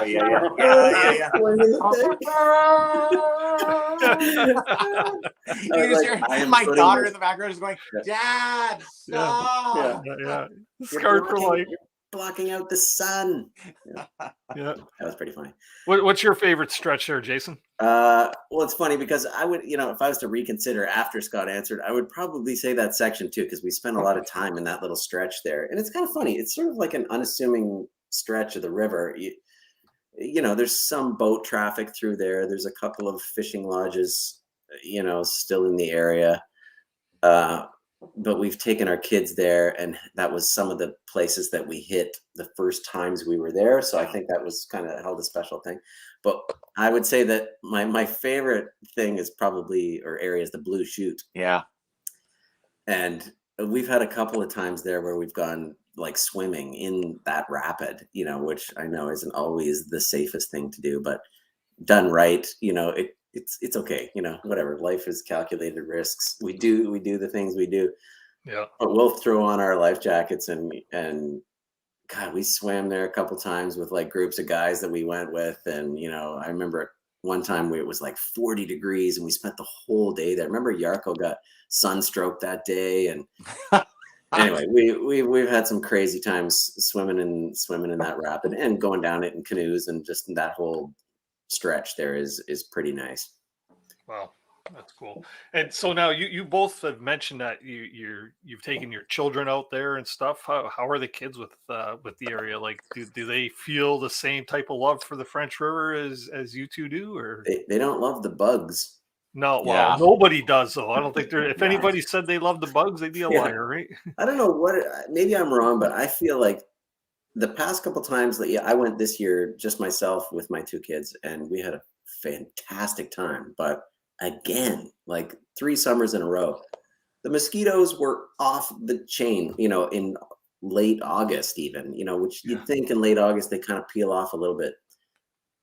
We couldn't, thankfully I had the big, I can't remember the company that makes it, but the big, 12 by 12 bug tent thing, because we lived in there from dusk on. We lived in that thing. Mm-hmm. It was just the only way to rock it. We would just stay in there and play cards and eat jujubes, and, yeah. Every now and then I jump out for 5 seconds to try and take a picture and then scurry back in there. But yeah, isn't it funny how the bugs made a resurgence this year too? Like usually late August, September, they're gone, right? Yeah. Even into October. Maybe the French is different that way because of the topography. I don't know, but I feel the same way. I'm like, man, for a late August, there should be less bugs. Like, this was not in the brochure. Yeah, we're at Naganosh mid-October, and we were experiencing mosquitoes back like then, right? Wow. And not horrendous, but like, why aren't you things dead? Yeah. or hibernating or whatever mosquitoes do in the off season, right?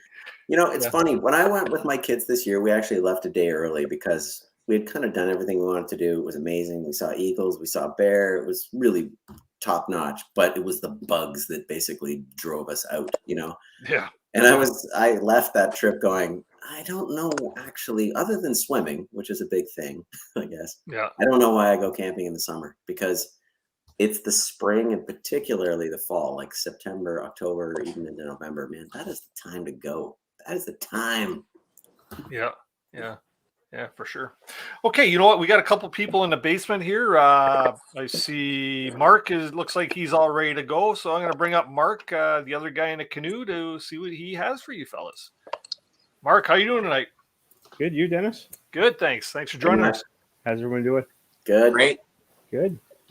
So I'm watching. I enjoy watching your videos, Jason. Like, they're incredible.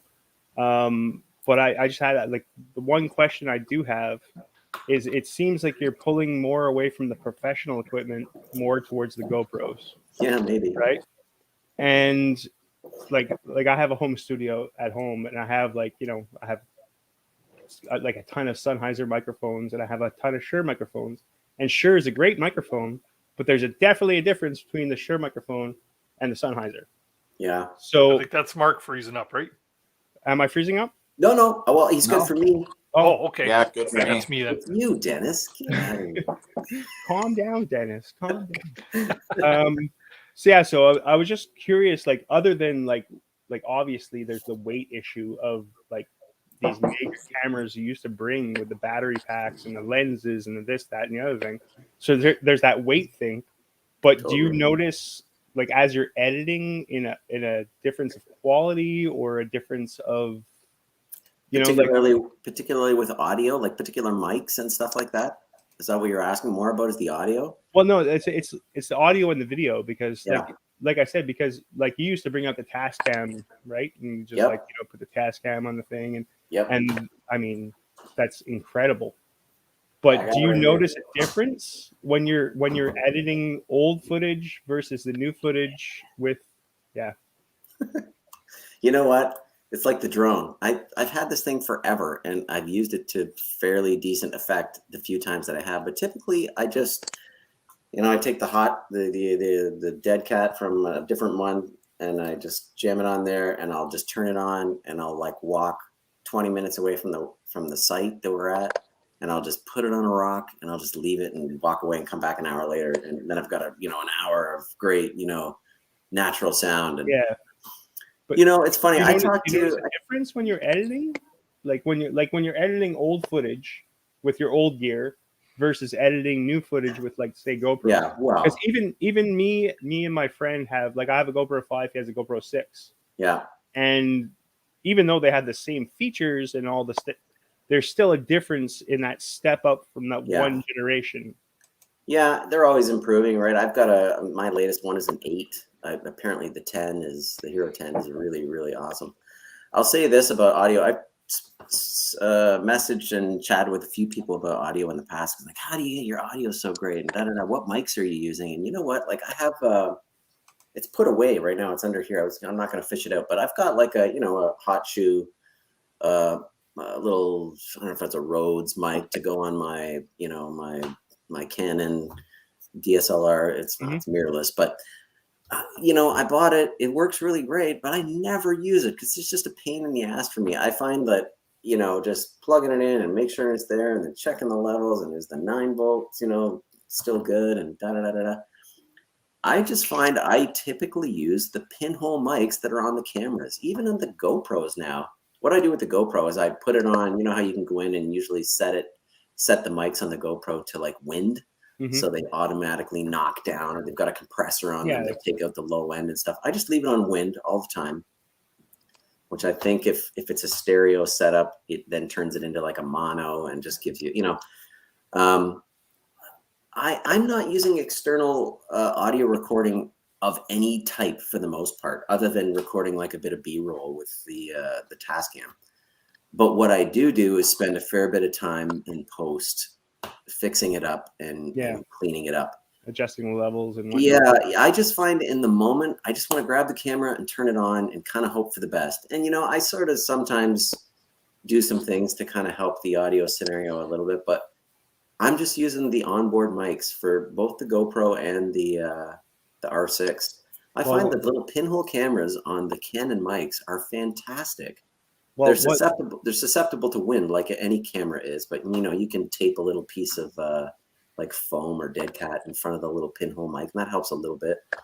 But I just find, for the most part, as long as I'm sort of cognizant of where the camera is, and I just try and do my best to just shoot with what I have, not be too encumbered with too many add-ons to the camera, and the reality is most of my videos are like 80% GoPro, and the audio now is good enough on the GoPro that if you leave it on the wind setting and then kind of play around with it and EQ it a little bit in post, completely usable. Because most of the time with the GoPro, all you really want to hear is what people are saying. Yeah. You're not going to use it to record wolves or loons or anything like that. That's what this is for. You know what I mean? And I've got like loads of this stuff. I every time I go out, I put this thing out every night, leave it for an hour, and just see what I have when I get back. So you got to put the trail cam with that.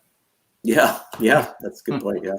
But yeah, last week actually, Burley Outdoors, who trips with Joe, like they've been friends forever, he actually had this. It was like a windsock for the GoPro. Right. And he's like, I'm trying this out, and he's like, there was one shot where he's like, oh, the wind's really bad right now. I'm curious to see how the footage is going to turn out. And there was no wind noise whatsoever. Good, yeah. So, a good dead cat or windsock or whatever really makes a massive difference. Like I said, I used to have a Canon 5D Mark II, which is a great camera. And I cut out just a little piece of like the foam that would go over like a big mic. You know, I just kind of cut off the tip of it, you know, scooped out a little section, and then glued it onto the camera. And that took out like, you know, 50% of the wind noise. And it was like, I used that mic for all sorts of things like 10 years ago. And people are like, how do you record such great audio? And I'm like, with the pinhole mic on my camera, you know, like it's just one of those things that if you kind of. Jason, I thought you were going to say you cut some fuzz off of one of your kids' stuffed animals or something. Well, you can do that too. Yeah. Right? That stuffed animal's got a hole where it doesn't belong. Kill the bear. Kill the bear. Yeah. Awesome. So anyway, yeah, audio is kind of one of those things that I think a lot of people go super out of the way to make sure they have, you know, they get lavs or they get like the crazy, you know, not crazy, but you get the. It's so cumbersome to put away the camera when you have to like take the hot shoe mic off every time and remember to turn it off and unplug the little mini phono jack and put it in its own place and carry it. You know what I mean? I just love to like, it's just so nice to be able to just turn out the camera, hit go, and away you go. At the same time, like, I mean, like, yes, people, you know, do bust their heads over audio, but I think that audio, being a musician, audio is also very important to telling the story, just as you know. And like when I edit, I used to edit with like just, you know, sit down on my computer and like, you know, speakers on, whatever. Now I actually edit with headphones on, so I can actually hear everything a little bit clearer and go through and adjust the levels. Yeah, because I would say this about editing in headphones, because that's great. I mean, if you're trying to edit off your computer, yeah, the headphones are way better.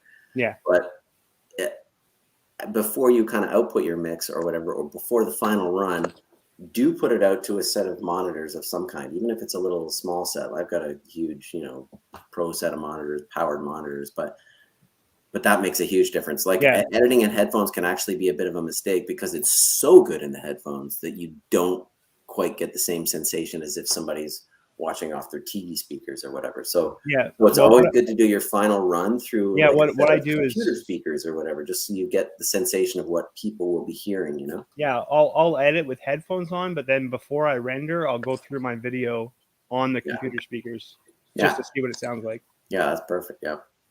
So, and quite often, I'm sure you've seen, you're like, oh wow, I thought that sounded good in my headphones, but now that I'm hearing it here, I'll bring that down and put this up or whatever. You know. Yeah. Thanks. You know what, Jason, I think you and I talked about that in the green room about possibly putting together a show similar to the one that we did about cameras and stuff like that. You know, backcountry shooting. Maybe we'll talk and put something together for December. Sure. Yeah, I mean, I know you've got a lot of people that are, you know, into your show and are quite often here, like Matt and Chris. And there's all sorts of people who are, you know, more knowledgeable than me. I like Matt. He's a camera nut bar. He knows. Yeah, I see Matt Hahn here in the live chat. How you doing, Matt? Alrighty. We got Adventures with Josie in the basement. I'd like to get her up, and there is room for 2 more people there. If anybody wants to join us on panel with a question for Jason and Scott, please join us. Mark, we'll see you in the green room. All right, take care. Thanks, buddy. Thanks very much. Take care. Thanks. And next we have Adventures with Josie. Josie, how are you tonight? Good. How are you? Hey. Great to see you again. I don't think we've ever spoken, but we've chatted briefly on Instagram and things. Yeah. We were talking about the R6. I think. Oh yes, that's right. Yeah, awesome. Yeah. Love it. So I guess my question. One of my favorite. Oh yeah, that's nice. Yeah. That's on my Christmas list. Yeah, quite nice. So one of my favorite things about your videos actually is the photography parts, and you'll kind of set up the shot, and then you actually insert the photo into the video, and kind of zoom in a little bit on it or show it for a few seconds, so I wondered if you could talk a little bit more about your photography, maybe how you got into it, equipment you use, some tips and tricks, especially doing photography, in the outdoors and in the backcountry. Sure. I kind of got into it. My dad had a Pentax film camera, you know, and I kind of got into it at an early age. That was sort of how I started. And I don't know, what can I say? I'm just one of those kind of camera guys, like so many people here. You know, you kind of get into it and you just sort of keep plugging away at it. And then, you know, once digital photography came along, it was like the whole, you know, world exploded. It was just like, oh my God, I can take 1 billion shots and not have to wait 2 weeks to see them, you know. I've now moved on to the R6, which is mirrorless, you know. Yeah, I don't know. Maybe direct me a little more with your question. Like, be a little more specific in what you want to know. I mean, photography is just such a crazy thing. I'm mostly self-taught. Yeah. You know, Dennis and I talked a little bit about it because he was saying, you know, geez, I get into my camera and I look at the menus. I don't know what's going on. I just put it on auto and hope for the best. And I mean, I'm sometimes like that a little bit too. I usually shoot in aperture priority or shutter priority now, but sometimes I'll go fully manual. Obviously, if I'm doing night shots and stuff like that. This new R6 is really, really good. It has like a really nice, you know, instead of doing like the proper intervalometer time lapse, it has its own built-in video time lapse feature. Oh wow, that's similar. nice. You set it up. It lets you look at it immediately after you've done shooting, which is amazing. You know, it's one of those perfect things like digital photography. You can just see the results instantly and know that your settings have done this or done that, you know. Yeah, anyway, whatever. Yeah, go ahead. Shoot some questions out there. I mean, I've just been shooting photography for so long, and yeah, I like to incorporate it into the films and the best I can. You know, there's nothing I hate more than like people who put out YouTube videos that are nothing but stills, you know, like just like a montage. You know? I mean, whatever. It is what it is. It's not the end of the world, but that always drives me crazy. So I kind of cringe a little bit even when I do it, but I try and do it artistically and, you know, use it, you know, like anything else in the edit. It's a tool like anything else, you know. It's one more method of eliciting emotion from people, you know. So if the shot is great and it lends itself to the scene or the moment, you know, put it in there, you know. Yeah, well, it's kind of nice like that because you see, you know, in a lot of these YouTube videos, people taking pictures and then you never get to see the actual picture. So it's kind of nice to see, you know, out of all the work set up, see the result. Yeah. Yeah, it's nice. I like to show that too. I mean, even in that little promo I did for Old Baldy, I think I showed a shot where I took the GoPro and just showed the, you know, the flip out screen of the R6 as it's doing the thing, you know, taking the pictures. I don't know. It just seems silly to kind of not show, you know, the realities of how you got it, you know. It's one of those things where I like to kind of set the camera up, you know, let it do its thing, and then sit there for an hour and a half and sip on a scotch and watch the sunset go down. It's like, this is the life, you know. You may as well have the camera doing the work for you while you're sitting there. Yeah. So I have a question of Scott down there. Okay, Scott. Yeah, so I was just going to say, on these trips all the time with Jason, right? Yeah, he has to put up with it. I was going to say, do you just put up with it, or do you ever have a camera? Are you looking through the camera lens at all? I do. I shoot a little B-roll footage just usually with a little GoPro. You know, like I'll have, because it's nice to be able to get Jay in the shots sometimes too, and he's busy doing his own thing. So I don't have an SLR, a digital SLR right now, and you know, and I have an older GoPro, so even then, like the footage at best is like the very worst that Jay would use from his own stuff, you know. But it's suitable here and there for like catching a different angle of the two of us struggling over some portage, or you know, he's shooting me in the boat, I'm shooting him in the boat, and we're paddling right next to each other, and you can kind of get, you know, nice little interplay of angles and stuff like that. Yeah, I'm more like I'm just like the clown sidekick, you know. I'm just grateful that Jay brings me along on these adventures, and I try to, if I contribute like 1 or 2 good ideas the whole trip, I'm usually pretty chuffed with myself, you know. Yeah. I will say, Josie, to answer your question a little bit from my side of the lens. Yeah. One of the things I think that Jay does that helps immensely is he's shooting all the time. And that's something that I'm like, I'm not the most organized guy in the world.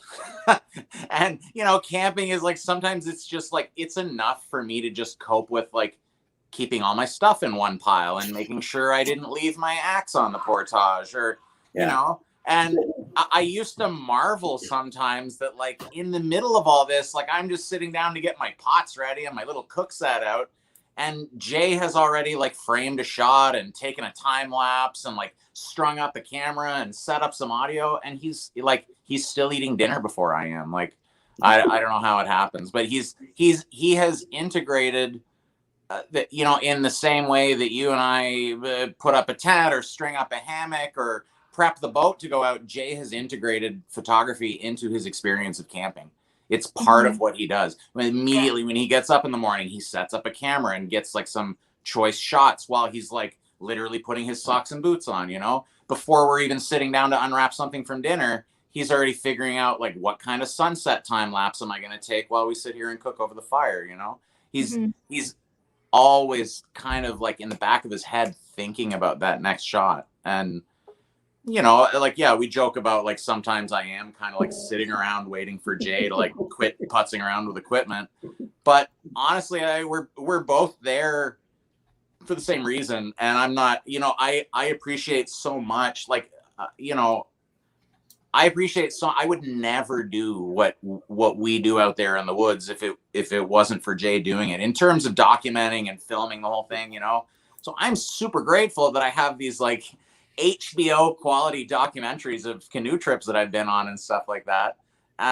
So for me, you know, if I'm like, whatever, if I'm like waiting an extra 20 minutes even, or which it's rarely that, you know, it's like a couple minutes extra of putzing around with stuff to get, this, you know, this mount's not quite where, you know, but like for all of that, you get these spectacular, you know, dreamlike montages of memories and events and things. And it's well worth the trade-off you know, better him than me, frankly. Like, I'm glad I'm not the guy lugging all the extra camera equipment and stuff, but I'm super grateful that he does it. And it's like you got your own video crew there, eh, Scott? It is. It's friggin' amazing. Yeah. Like, how many people, professional videos in the chat right now are like, Jesus, I wish I had my own. Like, all we're missing out there is David Attenborough, and basically we're, you know, so yeah, it's great. I'm super grateful for it and appreciative, and I love that I get to kind of like, oh, I helped too, you know. I got to like hold some little thing or like take some little, oh look, there's like 3 seconds of footage I took, you know.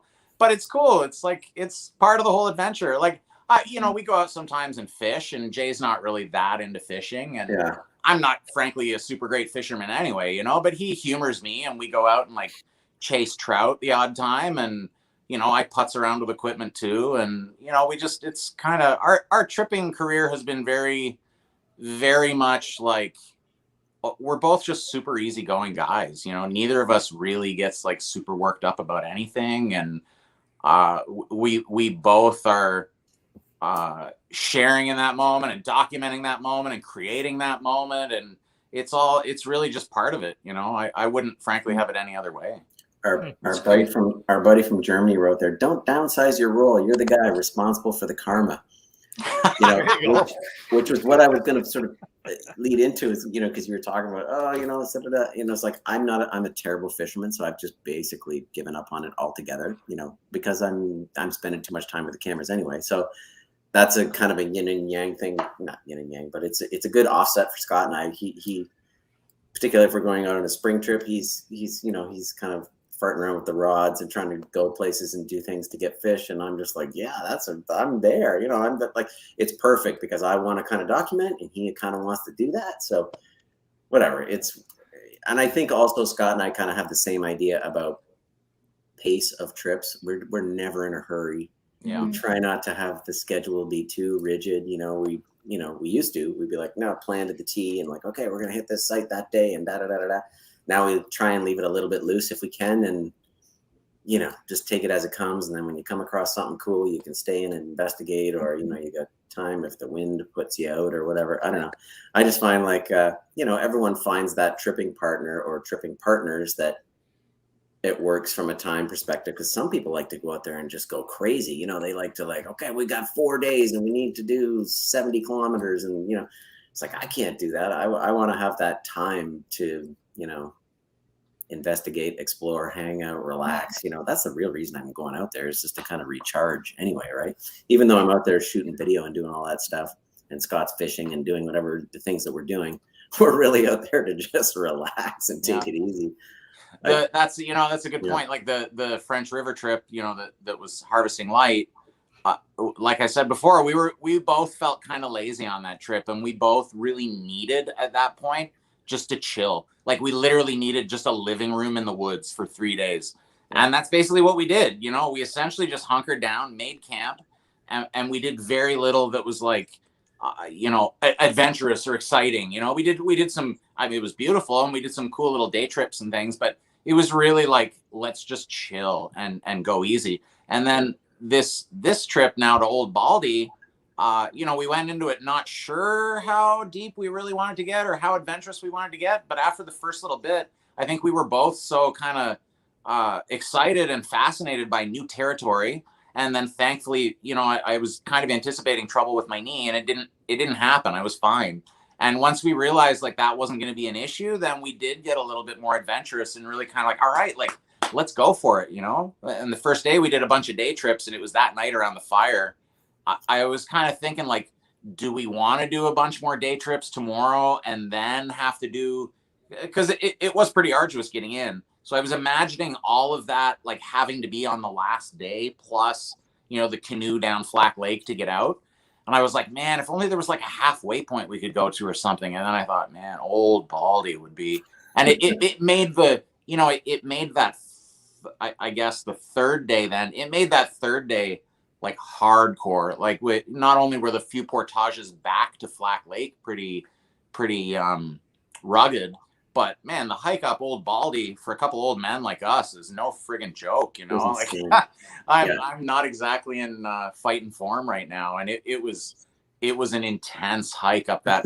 I'm telling you, when we got to the top and finally crested onto like the first big bald chunk of rock with that view, I had tears in my eyes. I was like, oh my God, I can't believe it. Like, I thought he may just have to leave it, like, go on without me. It's okay. I tell my children I love them. Like, but man, getting up there, it really made that third day like super intense. And in terms of the narrative of the trip, like you said before, like sometimes you go out there and you don't know what's going to happen, and you're kind of just trying to shoot nice shots, and maybe something will come out of it. And in this case, a whole adventure unfolded for us that we didn't really anticipate. And just because, Jay is like constantly filming, and once we realized we were going to do this thing, then, now we did have kind of, for that last couple days, we did have like kind of a clear story arc of where things were going to hopefully go. So we tried to gear the filming around that. But again, I'm not gearing much of anything. I'm happy if my GoPro doesn't fall off the canoe, and I get some shots of us bobbing along or whatever in the boats, and that's good. Cool. Awesome. We've got 3 more people in the basement and about 15 minutes left in the show. Really quick for Josie. Josie, you just put out a calendar that you're selling there. Tell everybody where they can find a copy of your calendar. Okay. So my calendars aren't in a store. People can order them directly from me, and I can ship them to you. And I have 2 different calendars, actually. One is called Mattawa Voyager Country, and it's photos all around the Mattawa area, and that's where I live. And the other one is called Rocks and Trees, and it is landscape and nature photos from across Ontario, from many different Ontario parks. And they're $23 each. And if you're interested in one or interested in seeing, some sample photos from them, you can send me a message on social media, and Josie, can you put up on like Instagram like a post where you can see like the shots that are on each calendar? I have a post on there right now, but there's only about 4 shots from each calendar. Oh, okay. Well, that's cool. Yeah, it's on both of my accounts. It's on the Adventures with Josie, and then also my Josie Dinsmore photography account. So yeah. Josie, what I'm going to get you to do is when I drop you down, I'm going to turn you into a moderator, and feel free to post a link to your social media where they can actually find a copy of or where they can see that. Okay. Okay. Thank you. So you'll be able to chat. You'll be able to post it in the chat over there on the general chat. Okay, perfect. Thanks. Okay. So get on there first, say hi, so I can make you a moderator, and then you can repost. All right, I'm gonna put you into the basement. We're gonna get on to the next 3 questions that we have, and then we'll wrap it at that. Talk to you in a bit, Jose. Hey, bye. Hi. All righty, so we got 3 more in the basement. CK's been waiting for quite a while. I've got Kevin, and then we also got Marty down there. So we'll do CK, Marty, and then Kevin. CK, how you doing tonight? Awesome. How are you guys doing? Good. Thanks very much Fantastic. for. Actually, I guess your name is Atis. That's right. Okay, there we go. Thank you, Jason and Scott, for your awesome videos. I make it a point to be the first among to watch your videos. But Jason, you have inspired me. Couple of years back, I didn't know canoeing at all. So last year I started with canoeing. Started at the Humber River. Got some tips from you, if you remember. And yes, I do remember. Yeah. And did you do a trip to Tom Thompson? Oh, okay, Tom Thompson. I was went going to say a different lake, but yeah. Yeah, Tom Thompson and Bunt Island. We did 2 nights. Oh yes, yeah. I was going to say Burnt Island. Yeah, that's right. And it was fantastic. I mean, that experience. First time, it is just amazing. That's cool, man. That's great. But I have to tell you that you guys were the inspiration that I started off with canoeing and backcountry. That's amazing. Yeah, that makes me very happy to hear. Yeah, exactly. Absolutely. And my wife wouldn't let me go alone, but my original idea was to go solo canoeing, but she wouldn't let me. So I grabbed hold of a friend and taught him a little bit, and then we went together. But my question to you is about solo backcountry tripping. Sure, you guys have been veterans doing it for a long time. But how did you get started? Don't you get scared, like when you are days out there in the woods with no one in sight? Like, tell me a little bit. Give me your thought process. Sure. It's funny. I was just talking to somebody the other day.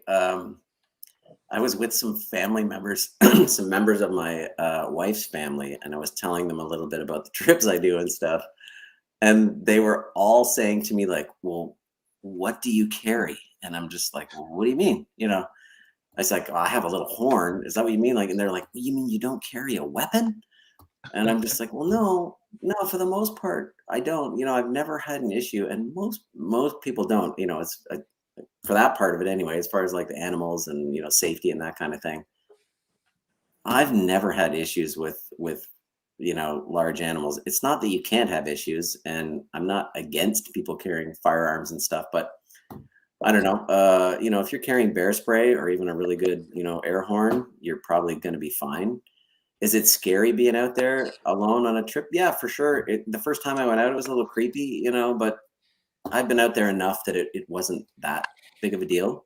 It probably is best to kind of, I mean, your wife is probably right. Go out with your buddies a few times, kind of get the hang of the routine, I guess, Right. And some of the things you might not expect out there that you kind of get used to having.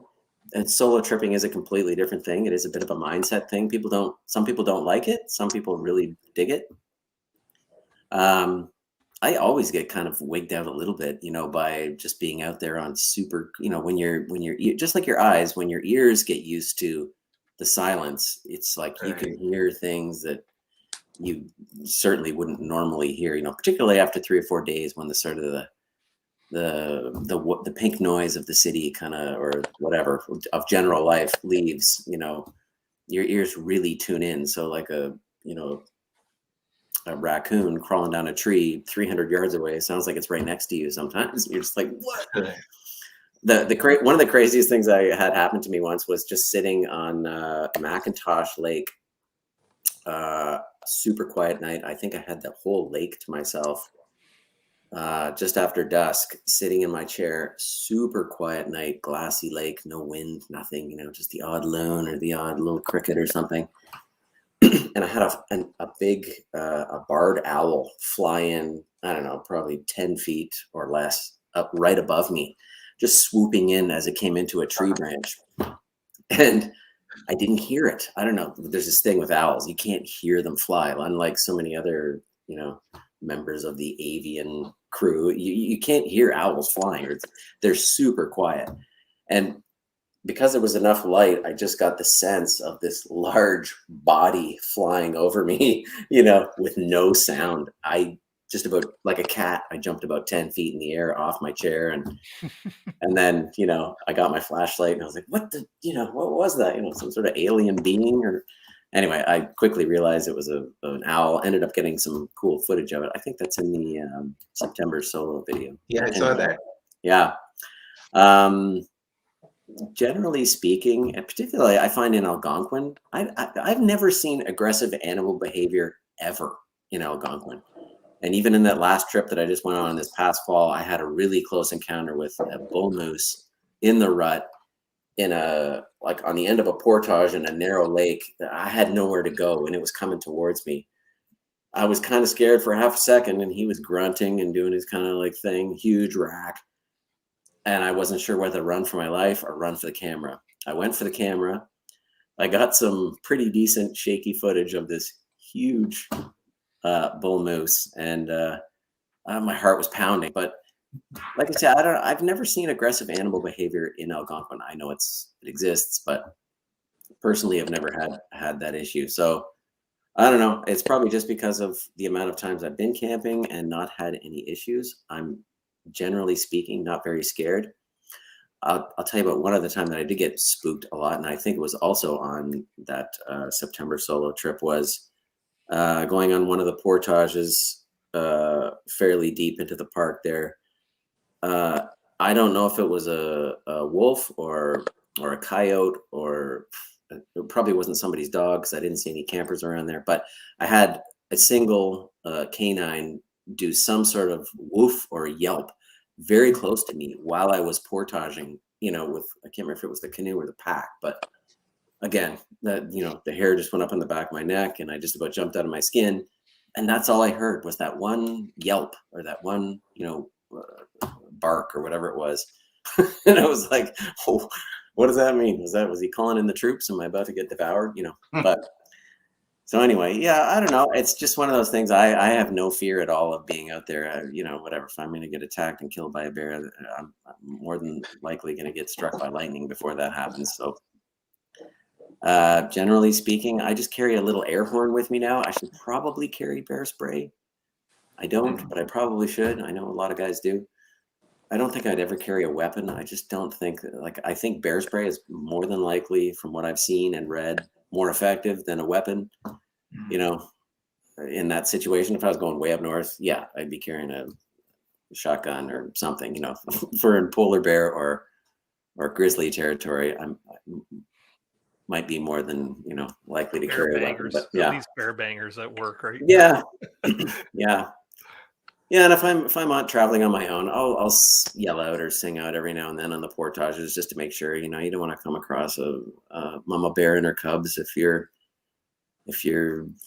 upwind or whatever, and she's not going to smell you. You want to let them know you're coming. That would be the one scenario that would probably be not good.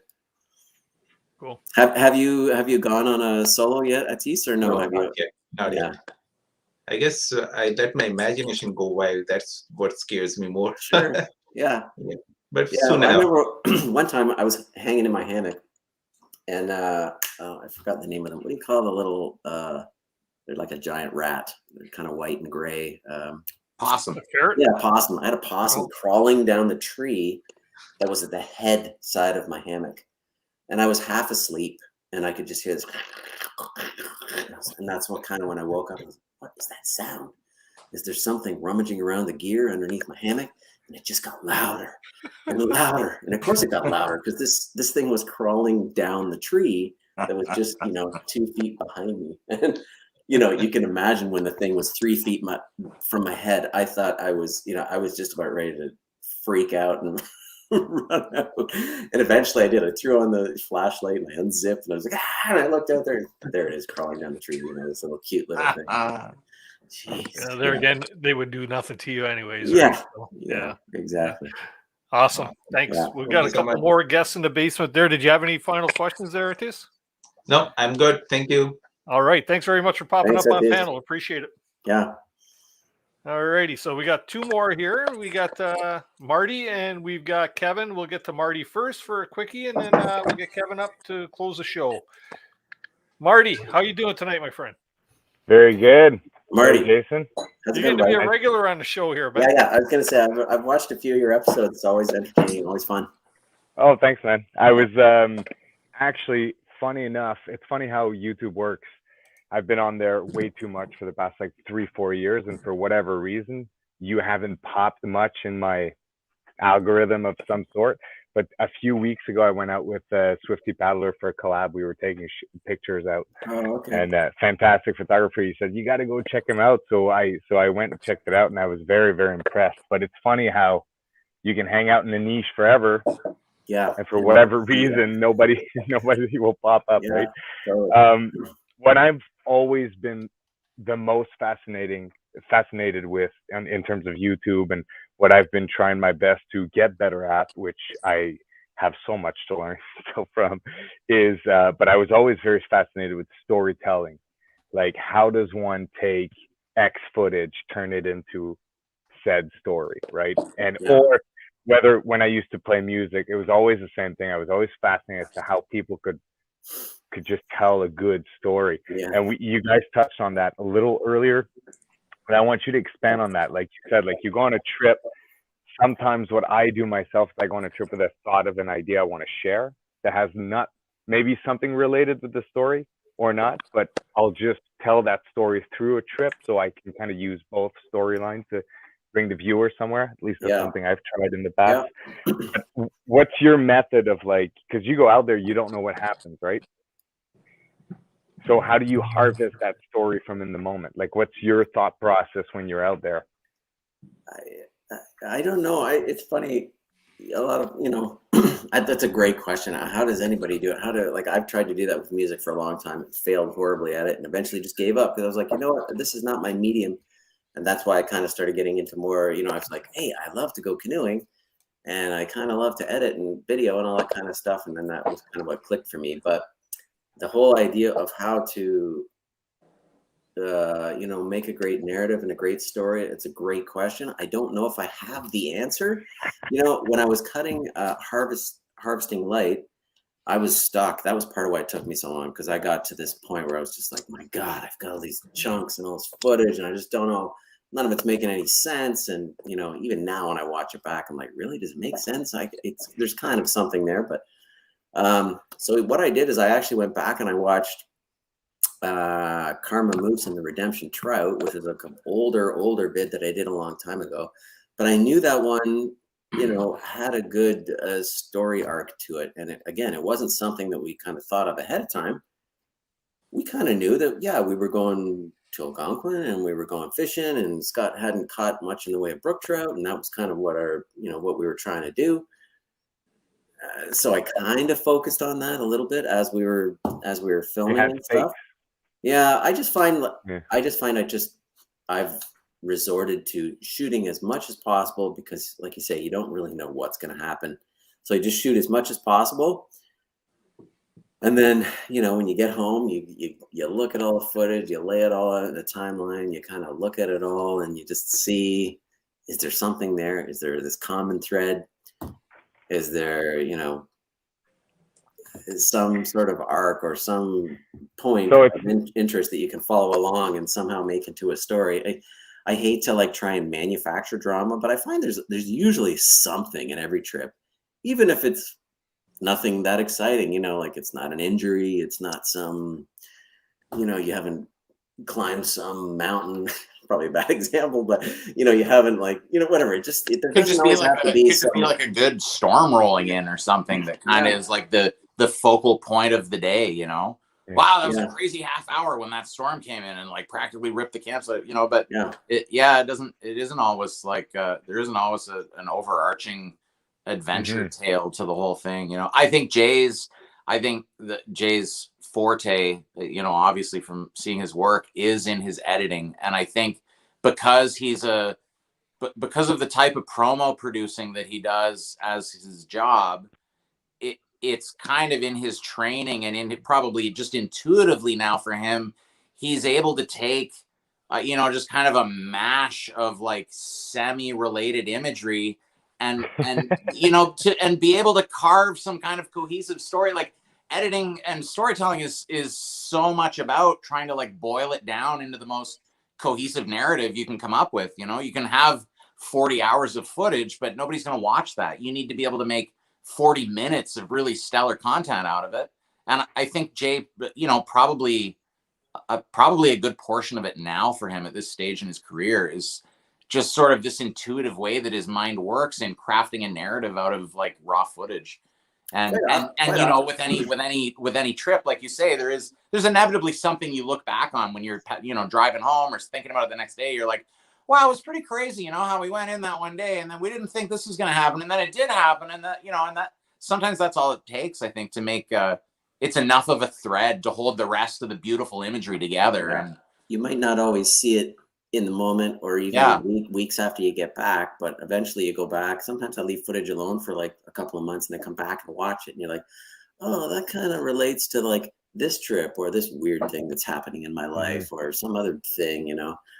And then usually there's something there. And then, you know, anytime you're taking something that's, you know, this much and you're cutting it down to this much, you know, you do have a lot of control about what it is you're choosing out of all that footage to kind of concentrate on, you know, like, or to keep. I guess I find probably the critique I would have the most for me is that by the time I get home, I'm like, shit, I don't have that section of the trip or that part. Like, you know how you were saying, like it, you're shooting as much as you can, but at some point you also like, if I just had this, if I just did that, or always that always haunts me.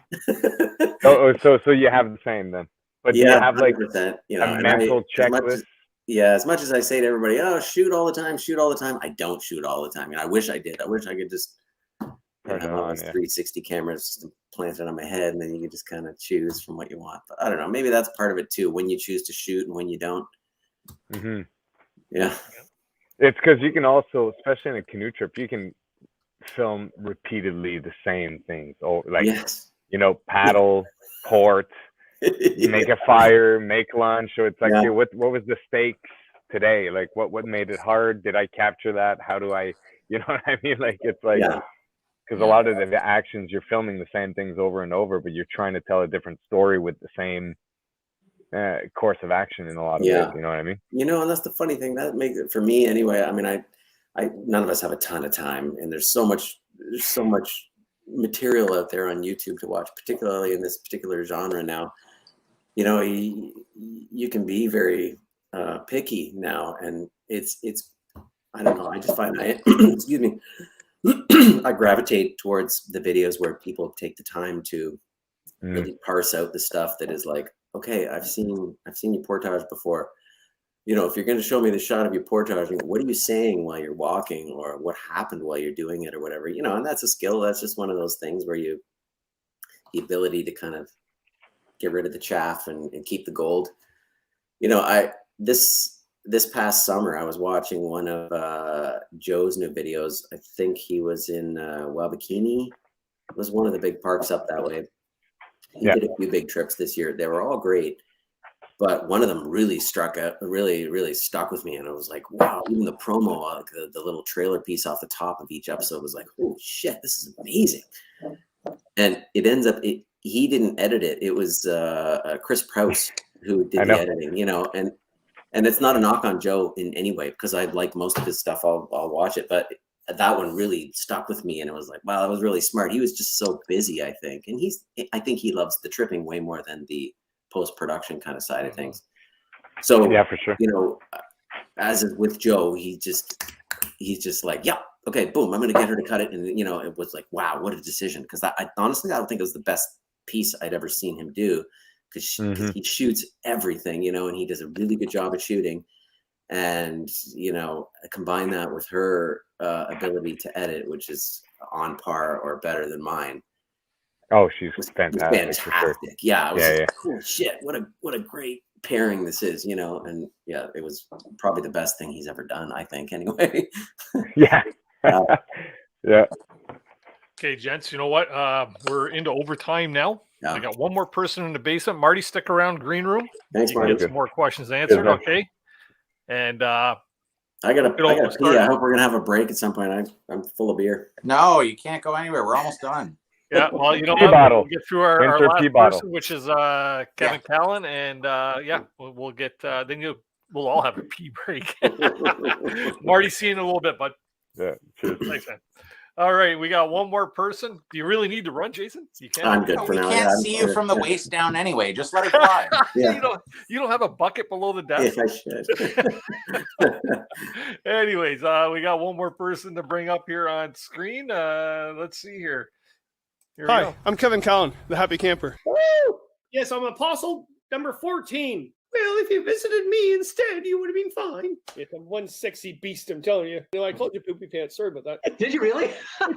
I will hold in my urine for you, Dennis. You have to remind Kevin that this is a family show. What about the chipmunks? Awesome. Hey, Kevin, how you doing I will tonight? hold in my urine for you, Dennis. I'm gonna have to switch out that scene now. Yeah. Jason, can you hear a waterfall? Yes, I know. Yeah, trickling down. Yeah. The rain. You're okay? And solid stuff. I just got a quick question because I know we're at the end of the night, and I just jumped in here. And okay, one place and one storyline that's been floating around in your head for the last couple of years you haven't done yet, and want to spit out.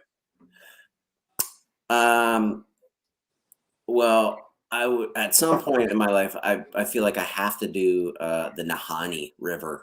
I mean, I know that's like a huge adventure on a whole other level, but I assume I would have to do it guided because I would probably die out there if I didn't do it guided. But I've read the book Dangerous River probably 5 or 6 times. I just can't get enough of it. It's a kind of a weird, disjointed book, but every time I read it, I'm lost. You know, just lost. It's like I have to go to this place. So I don't know if that's kind of what you're asking, but yeah, at some point I would love to do the Nahanni River. And again, I don't know what the storyline would be that comes out of it. It would be sort of just whatever circumstances sort of surround the trip, but hopefully not semi-funny sidekick gets mauled by a bear. yeah, exactly. So are you saying then it's the place that you want to do, or the storyline? What comes first?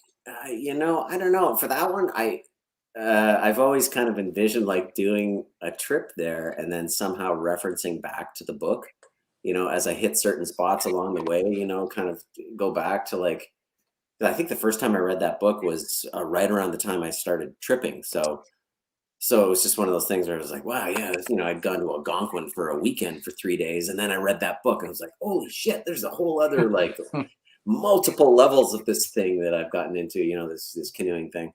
So if you did that, then let's say you go to Nahanni and you create a storyline. What's the opening scene? It'll probably be Scott making some. Yeah, exactly. Yeah. And Jay always does the nice. I know Jay because of his like OCD. Jay always like loves the preparatory. Like I'm the guy who's packing like a night before the trip, and Jay's packed and repacked like 3 times in the previous 4 weeks before the trip. You know, so he always does a bunch of cool little like nice pans over like freshly packed bags and like little shot down the rails of the gunnels of the canoe and that kind of stuff. Jay always does the little prep shots at the beginning of his videos, and I think he genuinely appreciates that part of the ritual of going camping. So I'm sure there would be a nice montage of like all the maps and the planning and the talking on the phone with the guides and you know. Yeah. And that book in particular, I don't know. There's something about that book. It's just maybe it's the way it's written. I have a really short memory, so sometimes the overall arc and story of a book I'm not that concerned about because I've forgotten half of what I've read by the time I get midway through a book. But that immediate detail, the ability of a writer to kind of put you in a place in the moment, in the writing, you know, within a paragraph, it's fantastic in that book. Really, really quite good. Yeah. Yeah, it's one of those books that's simplistic, and that's why we like it. So now I'm supposed to ask you what would be the closing scene, but that's so typical. What would be the scene that you would get home and 2 days later saying, "Oh crap, I wish I got that"? Oh, I don't know. wacky sidekick gets mauled by bear. Yeah. You know, it's I wish funny. I hadn't been running so fast and gotten some nice. Yeah, it's funny you mention that, Close Scott. up of you being eviscerated would have been amazing right there. There was when I was just going through the footage of our old Baldy trip there to Mississauga, and there's a shot. Remember how low the water was, and when we first got in the water, you were getting into your canoe from the top of that sort of elevated dock. And I thought for sure Scott was going in the water because he was having to really reach down really far. And in my head, I'm just like, please fall, please fall. I know the camera's running. This would be great. This would be just a great opening. It would have been just my luck to do that too. Yeah, but I escaped. Yeah. Now you know how he really feels, eh, Scott? Yeah. Oh, trust me, if you've seen Karma Moose, you know how Jay can church out my misfortunes. That's for sure. Me like trying to untangle knots from the bail of my fly rod, and him just like passively sitting in the grass chuckling to himself as I'm like, God. That's funny. Yeah. Anything else, Kevin? I'm happy to bear the brunt of Jay's jokes, I guess. You know, it's part of my penance for getting to come along the trips. So, Man, that's fantastic. No, great work. I thought I would throw a question in, and it was fantastic to see your work again. Thank you, sir. Yeah, and poor Scott, like really, like you. I know. I know. I hadn't even seen the trailer for Old Baldy until tonight when you first previewed it. So that's pretty cool. Because usually I get little sneak peeks along the way as Jay's working on stuff. Yeah. But yeah, that I hadn't seen any of that. So I'm stoked. I'm really genuinely stoked. The Old Baldy trip was I think it's safe to say for both of us, it was a really cathartic and wonderful experience. It was a short trip, but like every day just seemed more magical than the last. And on top of that, I know that we got like tons of good footage from that trip. And I'm really excited to see what Jay does with this one, because I feel like it's like a treasure trove of stuff to work with. Well, I think a really good show would be B-roll from Scotty. Yeah. That's coming. It would not be nearly, it would be like a 30-second edit that was like semi-entertaining. That would be about it. But I need to work on that part. I need to learn to contribute a little bit more, but it's I leave it in the hands of the master, and I just try to slug along as best I can behind. Okay. Well, thanks a lot, guys. Cheers. Good to see you again. Kevin, we'll see you in the green room, man. Yeah. Awesome. Always a pleasure having Kevin up, eh? You know what, guys? Great show tonight. I'm looking so forward to seeing the new video, and stick around, everybody, because I'm going to close tonight's show out with that trailer again for Old Baldy there. Cool. Nice. Yeah, for sure. Jason, Scott, thanks very much for joining us here on this Tuesday evening. You know what? It takes a little bit of time out of your day, but you've made a lot of people very happy man. for joining us. Yeah. Thanks for having us along. Cheers, everybody. Yeah. Cheers to everybody. Safe tripping in the new year. And we'll see you again on the flip side. Gonna crack this one. You gonna stick around, Scott? Yeah, I'll stick around for a week. Okay. Yeah, green room, fellas, for sure. Time for a pee break? Yeah, go for it, man. I'll drop you. You too, if you want, Scott. All right. We'll see you in the green room. All righty. So, everybody, thank you very much for tuning in tonight.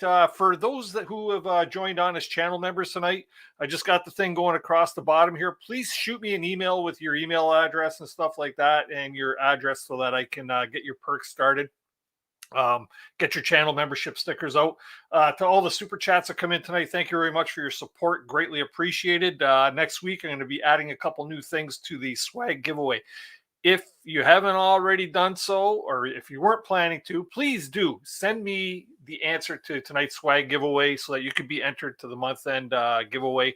I really want to see everybody have the chance to get that. Like I say, we got some really cool swag going into that. Some of that, a few other things, and I got a feeling one of these might make its way into that swag giveaway as well. So empty, of course. Anyways, next week, don't forget, we have Adam Schultz, who's a Canadian explorer and author, and he has just released this fantastic read right here, The Whisper on a Night Wind. Very good read. Please do join us next week there, and you'll be hearing a lot more about that and his trip that is the basis of this book. Let's see here really quickly. Thanks everybody who tuned in tonight. If you haven't already done so, please hit that thumbs up down there. See, we got about 94 thumbs up. It really helps the show get noticed by the YouTube algorithm. So if we could hit 100 here within the next 30 seconds, that would be fantastic. And if you're new to the show and you haven't already done so, please do subscribe, because we have many great shows coming up here in the next, right up until Christmas we're booking. So we'll keep you in tune with that.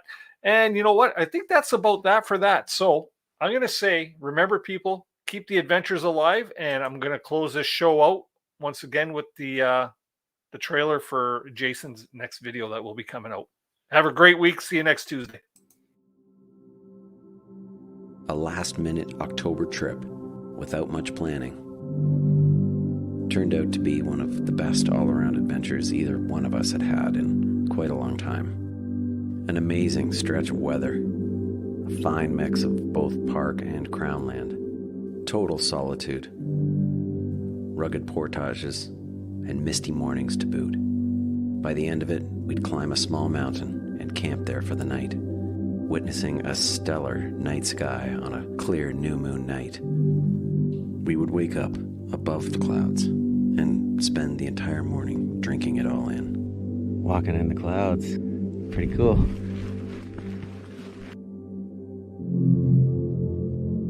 A new Tumblehome adventure in the Mississauga region. Coming soon.